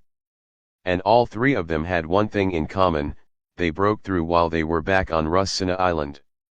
With this pattern right in front of them, Veyron, Merlin, and some others in the group started to form a theory. Even though powers like haki or magic, which come from will, belief, or life force, aren't restricted to natives of a specific world and can be carried over to other worlds and even strengthened further there, the initial spark, the seed of that power, might only be available in the world it originated from. Like a world-specific rule, huh? Kagaya nodded thoughtfully. It makes sense. When Iron gets here, we should ask what she thinks. Wait, she's coming today. Veyron's eyebrow twitched. That fast? Don't underestimate the bond between me and Iron, Kagaya said proudly, lifting her chin with a smug little grin. As it turned out, Yagakoro Iron arrived even faster than Kagaya expected. After receiving Iron's secret message, Kagaya dragged Veyron out to meet her. They had just stepped out of the main building and into the courtyard when a woman appeared in front of them in a way that could only be described as sudden. She wore a half-red, half-blue short-sleeved dress, had elegant features, and her long silver hair was braided into a thick plait behind her. A/N, image, huh. I almost thought the lunar capital had developed some new technology to traverse hundreds of thousands of miles between Earth and the Moon during my absence. Turns out, it was her after all. The silver-haired woman Yagakoro Iron made her entrance in a manner all too familiar to our Isan Kagaya. Iron, how did you convince her to send you down here? I told her you were misbehaving again and that I needed to come down and discipline you. Kagaya looked stunned. She actually believed that. Why wouldn't she? Iron said with a calm nod. TCH. Kagaya clicked her tongue and turned to Veyron. Father, allow me to introduce you. This is Iron, the one I mentioned before. She's the only friend I had back in the lunar capital. Then she turned to Iron. Iron, this is my father. Nice to meet you. I've heard a lot about you, Veyron said with a polite nod. I should be the one thanking you for taking such good care of the princess all this time, Iron replied warmly, nodding back. Her eyes softened as she glanced at Kagaya standing quietly by Veyron's side. No one knew the little princess better than Iron, who had practically raised her. Even though Kagaya was clearly acting a bit, the joy on her face was genuine, definitely far more real than when she lived in the lunar capital. All right, enough standing around. Let's go inside and talk, Kagaya said with a little cough, breaking the moment between Veyron and Iron. She grabbed Iron's hand and pulled her toward the bamboo house. You've gotta see where I live now. It's not as fancy or big as the lunar capital, but it's way more like what you used to say a home should feel like. 50 advanced chapters are available at patreon.com/_KoreaL, Chapter 15, World Within a Jar, Skim, Nightfall. In a room that had once been a storeroom, now tidied and converted into Iron's bedroom, the remnants of its past lingered subtly. Though originally designed for storage, the space had been constructed as a proper room when Inte was first built. But with Veyron and Kagaya rarely hosting visitors, zero until now, the spare guest rooms quickly devolved into dumping grounds for assorted clutter. The sliding door to the balcony was open. Bathed in the cold, silvery moonlight, two old friends who hadn't seen each other in the 9 years since Kagaya's exile sat across from each other at a low table, chatting casually. You're still stuck in that same gloomy state of affairs, huh? Kagaya shook her head, unimpressed after hearing Iron describe the changes, or rather, the lack thereof, in the lunar capital over the past 9 years. Sometimes I honestly wonder, even if humanity on Earth reaches the point of landing on the moon in 1,000 years or so, under the wise rule of this person, the lunar capital would still be exactly the same as it is now. It's not entirely her fault, Iron said with a sigh, trying to defend her old lunar comrade.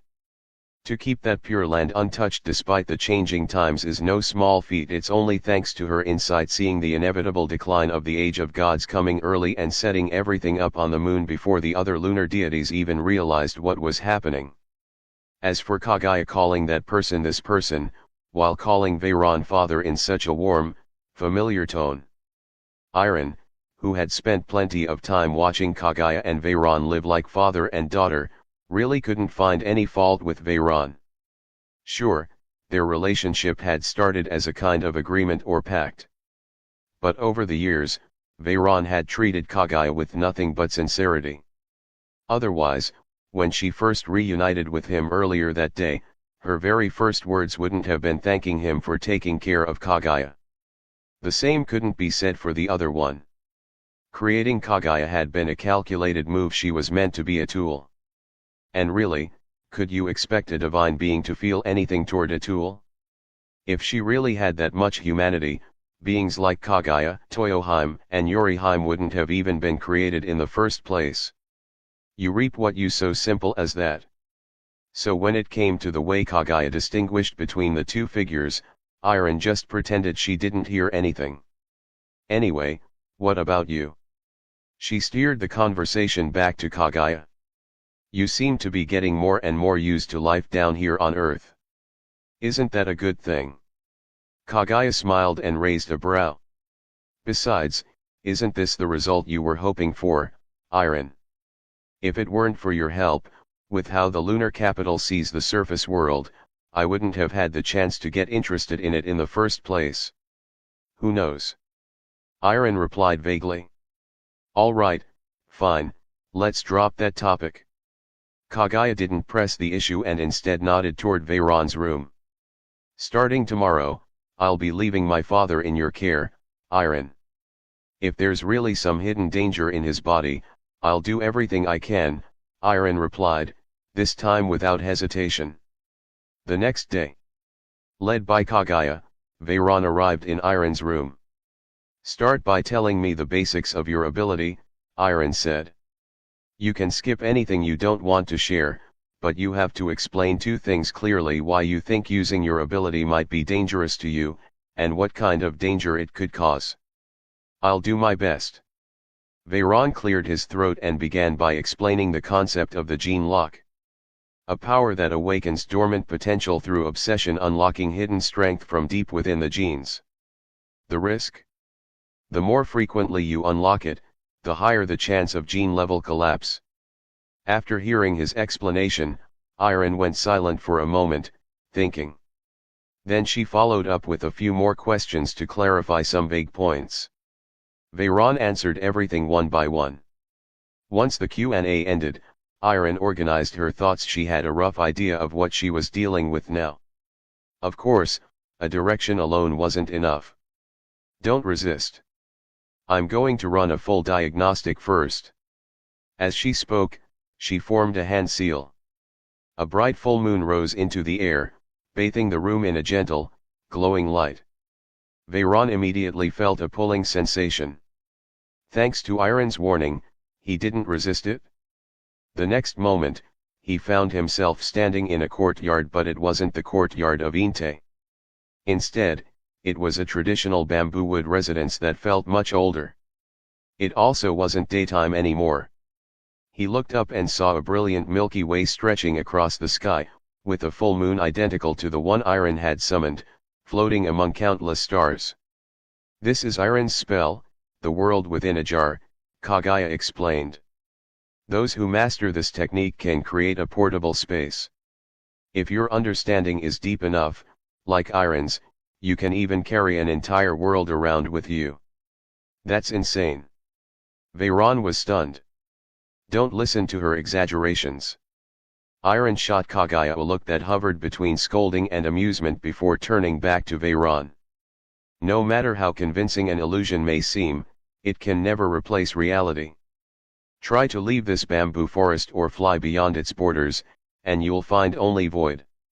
Even here, the outside world's influence still seeps in. If that weren't the case, her old friend wouldn't have had to risk getting assimilated by the moon just to build the lunar capital up there.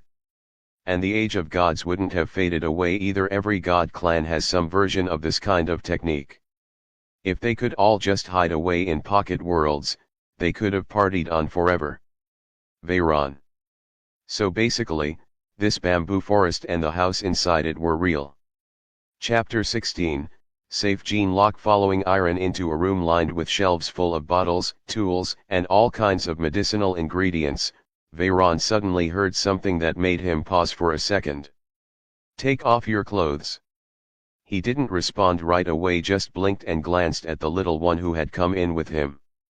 What are you looking at me for? Kaguya tilted her head seriously. If I actually knew how to do this kind of thing, I would have checked you myself. You think I'd have gone through all the trouble to get Iron to come down here just for fun? Veyron turned back and locked eyes with Iron. 3 seconds later, the two of them each grabbed one of the princess's arms and dragged her out the door. With the door closed, Iron casually added a spell seal to make sure someone outside couldn't just brute force their way in. I won't have to take off everything, right? Veyron asked as he took off his shirt, figuring that much should be enough. If you don't mind, you can take the pants off too. That way the exam will be even more thorough. Iron left it totally up to him. At that point, Veyron really couldn't tell if she was being serious or just messing with him. Following her instructions, he sat down in the room's only chair. The next moment, he felt a hand, infused with some kind of strange energy, press gently against his upper back. Suppressing his instincts, he didn't block the energy with armament haki or anything like that. Instead, he let it move through his body under Iron's control to scan his condition. Time ticked by. The foreign energy gradually explored every inch of his body, while Iron's other hand began sketching a human figure on the nearby table. All done. He felt the hand lift away from his back and asked. Phase 1's complete, at least for the state before you unlock the gene lock, Iron replied, setting down her pen. With a tap of her finger on the figure she'd drawn, a dense stream of data began flowing across the paper. After checking with Veyron and getting his okay, she grabbed 3 blood sample tubes from a cabinet and drew the first one. Then she gestured for him to activate the gene lock. Veyron took a moment to recall the mental state he'd reached back when he first unlocked the gene lock when he struck with the Bloodwing blade, focusing all his energy, spirit, and will. 1 breath, 2, 3. He adjusted his breathing. Then suddenly blank. His mind went quiet, and instincts from countless battles began to surface. The pen on the table, the blood tubes, the bottles and tools on the shelves, the microscopes, the weighing equipment, in that instant, he could think of at least 10 ways to turn every single object around him into a weapon. Iron noticed his gaze had become unfocused. She'd already read that this blank, dazed look was one of the key signs of someone entering the early stages of the gene lock. She didn't waste time immediately running a second scan and drawing another blood sample. Lastly came the third scan and blood draw after he deactivated the gene lock. How are you feeling? She asked, handing him his shirt after confirming he didn't need emergency treatment. Well. Veyron thought back on the side effects he'd felt after coming out of the gene lock. Actually better than I expected. The pain and numbness all over his body were still there, but compared to last time, it was much more manageable. As for why? First, surviving the most dangerous first activation meant his body had started to adapt. With every successive activation, the side effects would naturally become milder. Second, his overall physical condition had improved drastically. After the first activation, he had traveled to Rusukana Island in the One Piece world, devoured a ton of beast meat, and strengthened his body. He'd also started learning haki, a power system that channels willpower, belief, and spirit into physical force. His overall stats had shot up. My advice, Iron said, gesturing to the 3 human-shaped data diagrams, is that you take advantage of this peaceful period to activate the gene lock a few more times. Make it something you can reliably use in battle without crashing afterward.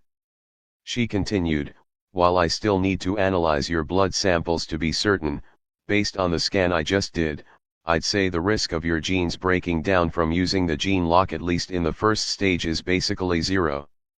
Maybe literally 0. She added. It doesn't have side effects bad enough to kill you after a few uses, like you and Kaguya were worried about. But if you're still unsure, I'll be around for a while. You're welcome to stop by regularly for checkups. Well then. I guess I'll be bothering you a lot in the near future, Iron-sensei. Veyron finally let out a breath, reassured by the professional opinion. No need to be so formal. Just consider it the rent I'm paying to stay in Inte, Iron smiled. Besides, I'm the princess's servant, and you're technically her father now. If you don't mind, you can just call me Iron like she does. In that case. Iron, you can just call me by name too. Veyron nodded and accepted the change. Seeing her already absorbed in analyzing the 3 charts, he didn't linger to disturb her. He stepped out into the hallway and suddenly realized he forgot to ask how to get out of this jar world. But before he could head back in, he felt a sharp, knowing gaze land on him. Father, you were in there for exactly 49 minutes, 36.72 seconds. Kaguya smirked mischievously as she stared at him. What? That's how long you two were in there, undressed, doing who knows what behind my back. He did you too, hey? At least let me finish the sentence. She flailed as Veyron casually picked her up by the back of her collar. Don't go making up weird scenarios in your head. After gently setting her back down and making sure she stood straight, he added, out of those 49 minutes, I only took off my shirt. Well, that alone is already pretty shocking in my book. Kaguya dropped the teasing tone and grew serious. If you call my ability something like manipulating eternity and the moment, then Irons would be crafting any medicine. In pharmacology, even compared to gods of the divine era, her talent ranks at the top. And do you know where she first learned medicine? Don't tell me it's from our side. Veyron thought back to the old-school cabinet designs he saw in the room. You guessed it? Kaguya nodded. Back in the day, all she needed was a look and a listen just to observe the complexion and hear the breathing. That alone was enough to cure most illnesses. For trickier ones, maybe a few questions, then boom, spot-on diagnosis and treatment. No wonder her expression was kind of weird when he asked if he should take off his pants. She even didn't refuse. Chapter 17, The Scheming Yakumo Yukari. After that, life settled into a stable routine for Veyron. Every morning, he'd wake up early and make breakfast for himself, Kaguya, and Iron. After eating, he'd either head out alone or bring Kaguya along into the bamboo forest, where he'd built his personal training ground over the years, to refine his swordsmanship. Once it got close to noon, he'd return to Inte for lunch, then take on one of the long-term missions posted by Hancock, heading over to Rusukana Island to keep honing his swordsmanship and haki by fighting the wild beasts there. Unlike before, now that Yagakoro Iron had also moved into Inte, even if he left this world, Kaguya would still be looked after. Because of that, and at her insistence, Veyron no longer used the space-time gap feature when going back to the One Piece world. A single afternoon in the One Piece world battling the beasts there could yield decent progress for his armament haki, observation haki, and basic swordsmanship. And as a bonus, it was a good chance to bond with the chat group members who also showed up to train, eat meat, and work on their haki or body refinement. Killing two birds with one stone. As for why he still insisted on spending his mornings training in the bamboo forest of his home world, instead of just staying on Rusukana Island full-time? Well, for one, he wanted to spend more time with Kaguya. After 9 years starting from the confusion and panic of arriving in a new world, to gradually adapting and accepting his new life, he didn't even know when it happened, but this bamboo house he'd built with his own hands, chopping stalk by stalk, had started to feel like a real home. And Kaguya had become like family. But there was another reason, found you. Veyron's stance shifted in an instant. The bloodwing blade in his hand sliced forward in a crimson arc, cutting through the air from an angle that seemed completely unnatural. A crisp, bird-like cry echoed as the flying slash, normally able to slice across 2 or 3 miles, was stopped dead at about 300 meters by an invisible barrier, vanishing without a trace. Still not coming out. Veyron stared in that direction. After a few seconds, he looked away and glanced behind him. Hearing the voice of all things. This skill, an offshoot of observation haki boosted by the red trait comprehension, didn't enhance offense or defense like armament haki did.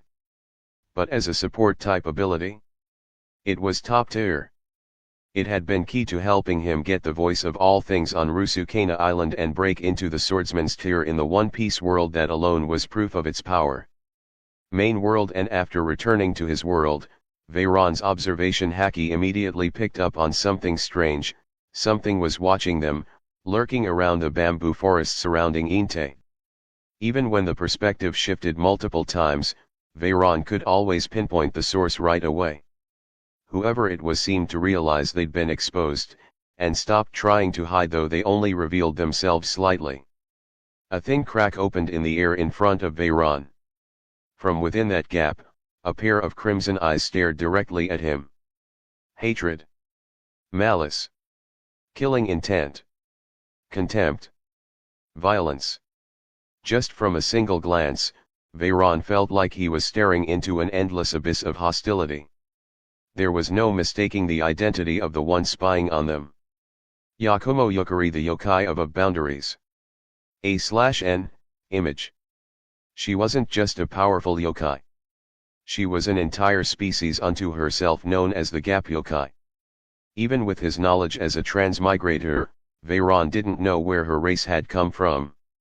What he did know was that she was a genuine 1,000-year-old monster. A master of manipulation and schemes rather than brute force, earning her the title of the yokai who comes and goes as she pleases. Centuries later, she'd lead a massive war of yokai, ghosts, and spirits against the lunar capital as the yokai sage. In the Touhou Project universe, she was irreplaceably important.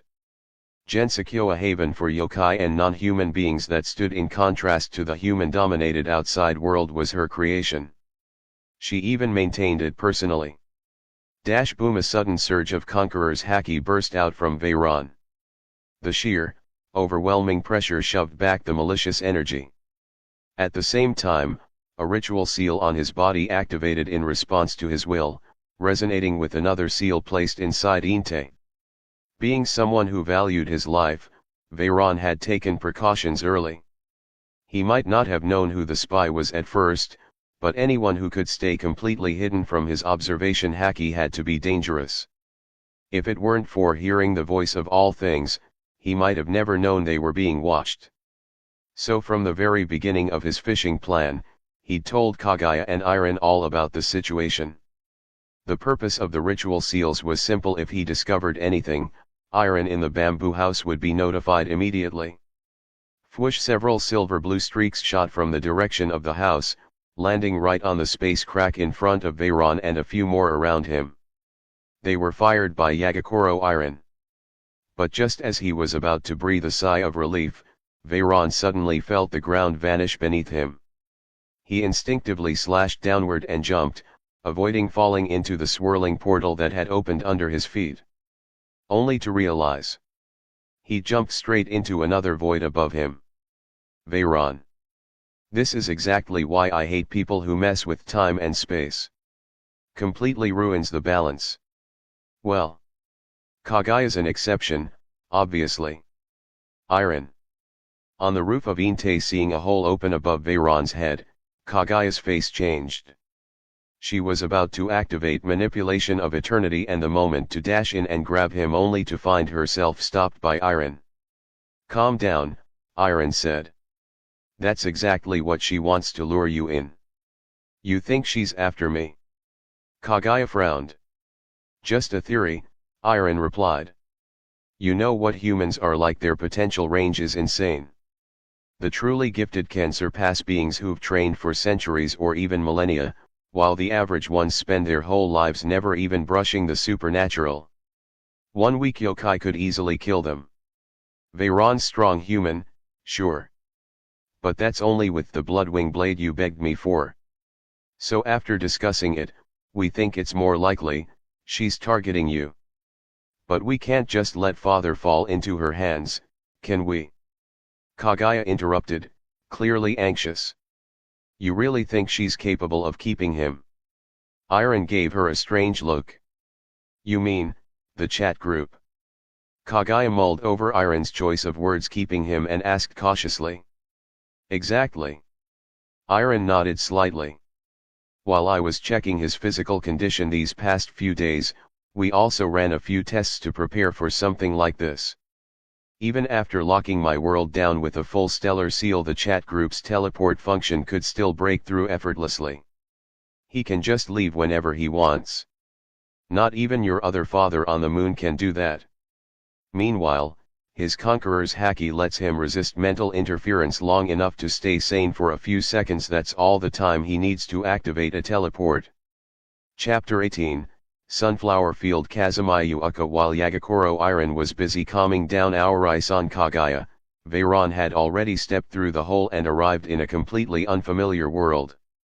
The moment he touched down, he activated a spell he had prepared in advance, a tracking spell that would send his location back to Iron. Only after that did he start checking out his surroundings. And the moment he did, he froze. Of all places, Yakumo Yukari had thrown him straight into a field of sunflowers.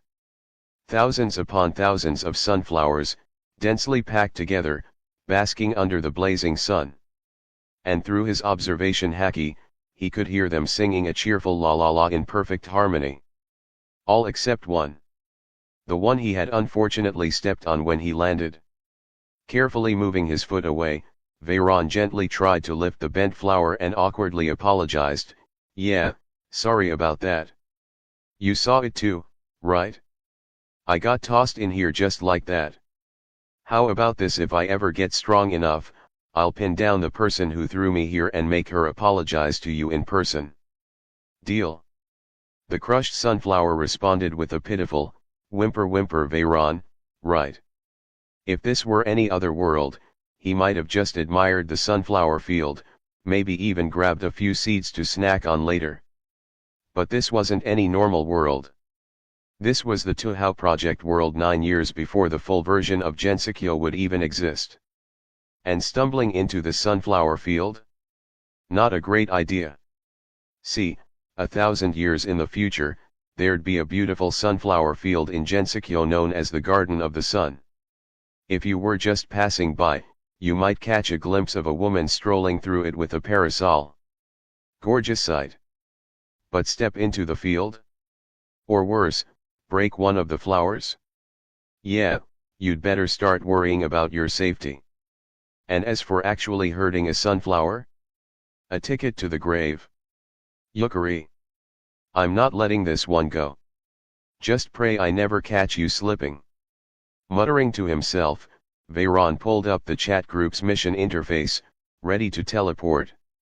Luckily, he'd figured out Yukari's scheme when she threw him into this field. He knew just how terrifying that green-haired woman was, and how she cared about her sunflowers more than anything. Sure, it was still a few centuries before Gensekyo officially took shape, but knowing the yokai of boundaries, there's no way she actually sent him to just a normal sunflower field, right? Still crouched next to the flower he'd crushed, Veyron was wondering whether to call Miss Merlin or maybe check the group's item shop to see if he could heal it before it stopped whining. And then he noticed something weird. The snapped stem it was healing, visibly repairing itself, as if rewinding time.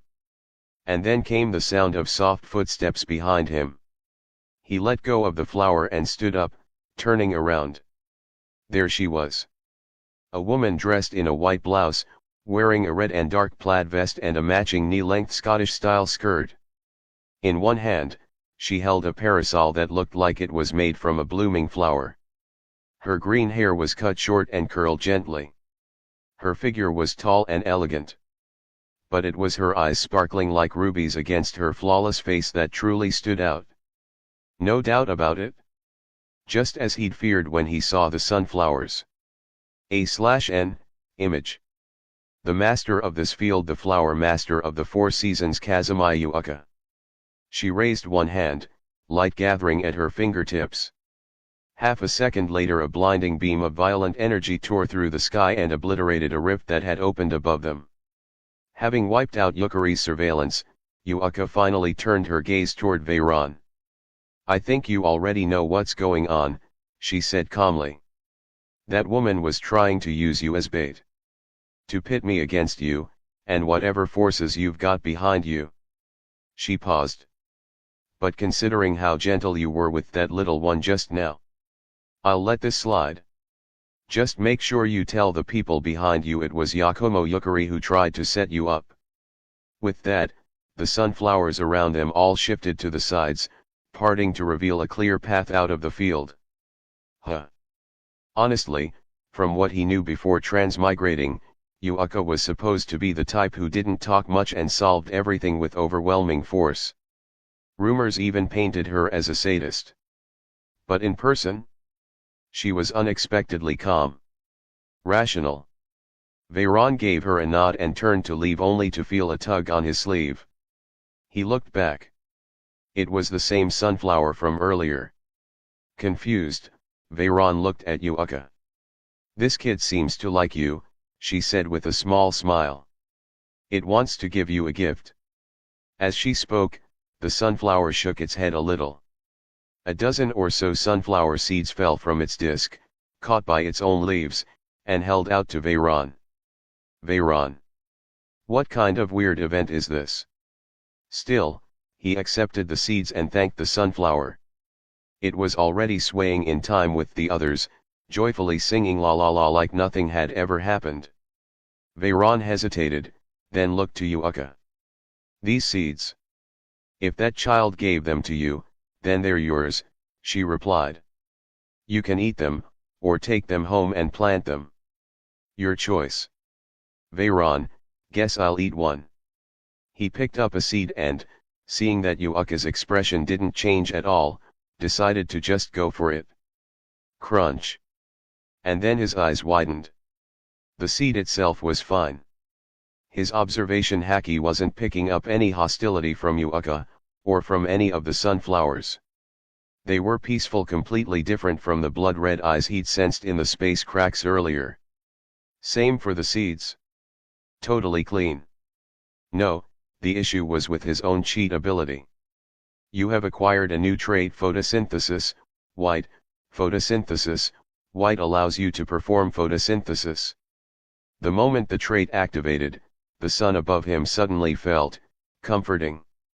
Under its rays, all the stamina and energy he'd burned through earlier, first from training alone, then from constantly being on guard against Yukari, began to slowly, but definitely, recover. Veyron turned to Yuuka in surprise. She, too, seemed slightly impressed. Her calm, ruby-like eyes flickered with amusement. "How interesting." She raised her hand again. And all around them every single sunflower in the vast field spat out one seed each, piling into a literal mountain in front of Veyron. Chapter 19, New Trait, Photosynthesis. The sunflower seeds from the sunflower field weren't anything particularly special. Even with the care and attention of Kazumi Yuuka, the flower master of the four seasons, they were just a bit more vibrant than normal, containing a trace of life energy that could slightly nourish the body when consumed. But once certain quirky requirements from the trait system were met, they offered something else entirely to Veyron. "Your trait photosynthesis, white, has evolved." Photosynthesis, white, rightward arrow. Photosynthesis, green, your trait is evolving. Photosynthesis, green, rightward arrow. Photosynthesis, blue, your trait. Photosynthesis, blue, rightward arrow. Photosynthesis, purple. Okay, that's enough for now. I can't eat another bite." After 3 rapid evolutions, his originally white trait shot all the way up to purple. Veyron had almost cleared out the mountain of sunflower seeds in front of him. Seeing Yuuka raise her hand to offer more, Veyron quickly stopped her. Sure, getting a trait evolution for free just by munching seeds felt amazing, but after eating what felt like an entire mountain of them, he now had something of a trauma just looking at them. Besides, after reaching purple, even finishing off the rest of the seeds didn't give him that same feeling of progression. He had a hunch even if he devoured every last seed in the whole field, it still wouldn't be enough to evolve the trait again. "Are you really human? Not some kind of plant spirit or nature elemental in disguise?" Yuuka held her parasol over Veyron's head, then moved it away, as if sensing how efficiently he was absorbing sunlight and turning it into nutrients. "Of all things, I can at least be sure about that." Veyron nodded firmly. "Humph, fine." Yuuka, a bit disappointed, rested the parasol back on her shoulder. "So, you're heading off. You know how I got here. I should probably head back and check in before people at home start freaking out. Wait. Why does this feel oddly familiar?" After a pause, Veyron asked, "We're still in Japan, right? Western region. Then I'm not that far from home." He wasn't exactly up to date with how the various powers were distributed across Japan in this world, especially since this was the Touhou Project universe, where you couldn't just apply historical knowledge directly. Still, he had a general sense of the land's scale. How about this: once I check in and make sure things are fine back home, if I've got time, I'll come back and visit. Why? Visit you, I guess. He originally meant to say he'd come back to see Yuuka, but after second thought, their relationship wasn't really at that level yet, so he shifted mid-sentence, redirecting his gaze to a familiar sunflower instead. La la la, the sunflower swayed happily with its fellow blooms, though it was hard to say if it actually understood what Veyron meant. Veyron. These kids are just a bit more spiritual than flowers on the outside. They can't really grasp complex stuff like that. Yuuka smiled as her slender fingers brushed across the sunflower's face. But if you've got time, coming back to sunbathe with them would be nice too. Deal. Reaching out, Veyron gently shook one of the sunflower's leaves like a handshake, then turned to leave. As he walked down the path the sunflowers bent a way to create for him, he gradually made his way out of the sunflower field. A few moments later Yuuka watched Veyron's figure disappear into the distance, then suddenly lifted her parasol upward. The tip of the parasol stabbed precisely into a rift that had just torn open in midair. Ow ow ow. Another spatial gap opened right in front of her, and from it emerged a woman with long golden hair, amethyst eyes, a purple outer robe, and a Western-style dress underneath.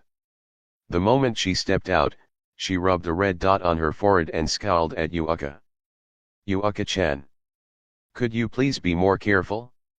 If I hadn't dodged just now, you could have stabbed me right in the eye. Oh really? That's too bad. I should have moved faster. Hey. The blonde woman stomped her foot. We've been besties since forever, grew up together, helped each other out, and this is how you treat me? One more stunt like that and I swear I won't talk to you for the next 1,000 years. Sounds like a win to me. Want to shake on it? Ahem. Realizing that she still needed Yuuka's power for her plan, the golden-haired woman, none other than Yakumo Yukari, quickly changed the topic. You know, in all these years I've never realized just how spiritual your kids were. I mean, they were actively trying to make someone stay and even handed out gifts. Yuuka closed her eyes and said nothing. Could it be because I've never stepped on them before? Yukari pulled out a lacy folding fan from her gap and tapped it thoughtfully against her chin. She then bent down toward the sunflower. Ah, I see. So you prefer a little rough play, huh? Well then, just a quick question, do you like it more when I step on you with shoes, barefoot, or just socks? And if socks, any preference on the style? Boom. A giant magical beam shot straight out from the sunflower's face, narrowly scratching Yukari's nose and streaking across the sky. Are you done yet, Yukari Yakumo? Yuuka's voice was heavy with annoyance. If you have something to say, then say it. If not, stop getting in the way. Alright, I'll get serious. Now that all the sunflowers had turned their faces toward her, Yukari dropped the act. Remember that thing I mentioned before? I'm hoping this time you'll actually consider it seriously. You've been called a yokai sage for so long, you really started believing your own hype. Yuuka opened her eyes and frowned. You and I weren't born from fear like the other yokai. Even if this so-called new era arrives, how's it going to affect us? Why go that far for idiots who don't even care about their own kind? Which is why I have a plan. I'm going to use that guy's power to trim some of the dead weight first. Yukari pointed toward the moon up in the sky, then gestured in the direction Veyron had left. At first, I just sensed a powerful slash that could hurt even a great yokai, so I took a closer look. Turns out he's a hidden gem. If we can get him on our side, it'll boost the plan's success rate by at least 30%. So your way of recruiting him, was to throw him at me and hope I'd kill him. Come on, you know the saying, you don't truly know someone until you've fought them. Yukari snapped open her fan, hiding the lower half of her face. Her eyes gleamed with mischief. Honestly, if you had gone all out, I might have had to step in and fight you myself. Het. Yuaka's lips twitched as she turned and walked toward the house in the center of the flower field. Huh. Yukari blinked in confusion. Wait, aren't you supposed to say something like then let's fight right now? Yuaka didn't even look back as she said. You've spent so many years scheming and calculating everything. I'd rather wait to hear about how it all blows up in your face. Chapter 20, Inuyasha Midoriko. Elsewhere, having left the sunflower field behind, Veyron was already making his way home. He didn't know much about astronomy, geography, or current affairs. But there was one thing he did know: that elderly couple who lived on the outskirts of the bamboo forest and had helped him buy necessities over the past 9 years. They always mentioned going to Fujiwara-kyo. According to something they said once, Fujiwara-kyo was the grandest city in all of the eastern lands. Even folks from distant islands would travel hundreds of miles just to catch a glimpse. In other words, if you were in this part of the world, finding out where Fujiwara-kyo was shouldn't be that hard. And it wasn't. After walking into a nearby village and casually asking a few merchants, one of them quickly pointed him in the right direction. And once he reached Fujiwara-kyo, finding the bamboo forest that even a pair of elderly folks could reach and return from in a single day shouldn't be a big deal, right? Well, if only this chaotic world wasn't so chaotic. Veyron sensed an enemy. Without even drawing a blade, just a casual hand swipe in the air backed by 6 points of base swordsmanship/strength, even a hand strike from a swordsman like Veyron could carry some serious force. A tiger yokai, along with the stone it was hiding behind, got sliced clean in two like it was made of tofu. As he watched the dozen or so spirit slaves that had been under the tiger yokai's control regain their freedom, bow to him a few times, and then quietly pass on to the underworld, Veyron just shook his head. He was dressed far more extravagantly than the average civilian, a long sword sheathed and slung across his back. Though it wasn't the typical outfit worn by samurai around here, his appearance was enough that even as he crossed through various territories of different feudal lords, he'd never been troubled. Even bandits usually took one look and pretended they didn't see him, because who the hell knew if this guy was some big shot noble who could summon an army from the capital at a moment's notice, or worse, some terrifying monster who could wipe them all out by himself. If he was just passing through, best to let him go. Besides, judging from his outfit, it's not like he was carrying much loot worth stealing. Human fights didn't concern Veyron much. What really annoyed him were these dumb little yokai and creatures, like the tiger one from earlier, who had the mental capacity of a rock. Honestly, sticking close to Kagaya's safety zone back in the day had been a genius move. 9 years ago, with that skinny little body of his, even if his fancy outfit could fool bandits and warlords like now, there was no bluffing monsters. To them, no matter how pretty you looked, you were still just meat on a plate. Hey, you want this one? Whoosh! A silvery white blur shot out from the distance and landed squarely on the tiger yokai's corpse. It was a snow-white puppy, not a single trace of other color on its fur except for faint purple markings on either cheek and a crescent moon mark on its forehead. The tiger's fur, tough enough to shrug off arrows, was torn open like paper under the dog's bite. Clearly, this wasn't your average mud, it was a demon beast, a yokai. Yo, little white, you've been tagging along this whole time. Are you sure you don't want to take me up on that offer I made earlier? Veyron placed a hand on the dog yokai's back, stroking its silky fur. This time, instead of flinching like before, it just gave a small shudder. That made him grin. I won't make any big promises, but if you stick with me, I can guarantee you'll never go hungry. Grr. The dog let out a low growl. A normal person wouldn't have a clue what that meant. But thanks to his red trait, even without activating observation haki or any special hearing ability, Veyron understood it clearly: stupid human. But grumbling aside, the little guy kept quietly munching on the corpse as Veyron petted it. I can see that puppy doesn't seem to carry any killing intent, so I'm guessing it hasn't harmed humans before. But I'd still like to give you a bit of advice. Keeping a demon beast as a pet isn't always a wise idea. A crisp voice called out from beyond the trees. Veyron turned toward the voice and saw a woman striding over with light, confident steps. She was dressed like a shrine maiden, longbow in hand, a sword at her waist, her presence calm but firm. "No offense meant," she said as she approached. "I'm just doing my duty as a shrine maiden." Veyron glanced at her, then scratched under the dog's chin. "I dunno," he said casually. "Feels kinda fun having a little guy like this around to watch the house or something." The dog, who had just started to relax under his touch, suddenly snapped its eyes wide open when it heard the words "watch the house," glaring at Veyron with glowing red eyes. "Oi, what's with that look? You planning to freeload and complain?" Snap! He flicked the dog on the head. "With your strength, I don't doubt you can keep it in line for now," the shrine maiden said, smiling as she watched the dog get bonked. "But someone like you should already understand there's one big difference between humans and yokai. Humans are lucky to live 100 years. But for a yokai, that's barely a footnote in their life." She continued, "In my travels, I've seen plenty of families who raised demon beasts. Some were descendants of people who, like you, once made pacts with them.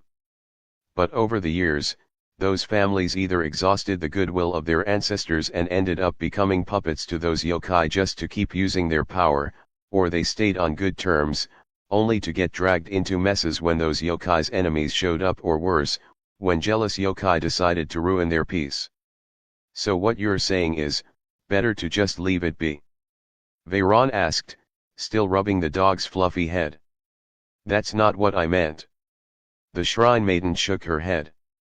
"If it's never harmed a human, and you're feeding it other monsters, and more importantly, you can control it, then I have no reason to put it down. I just wanted to give you a heads up. That's all. You're an interesting shrine maiden. Mind if I ask which shrine you serve?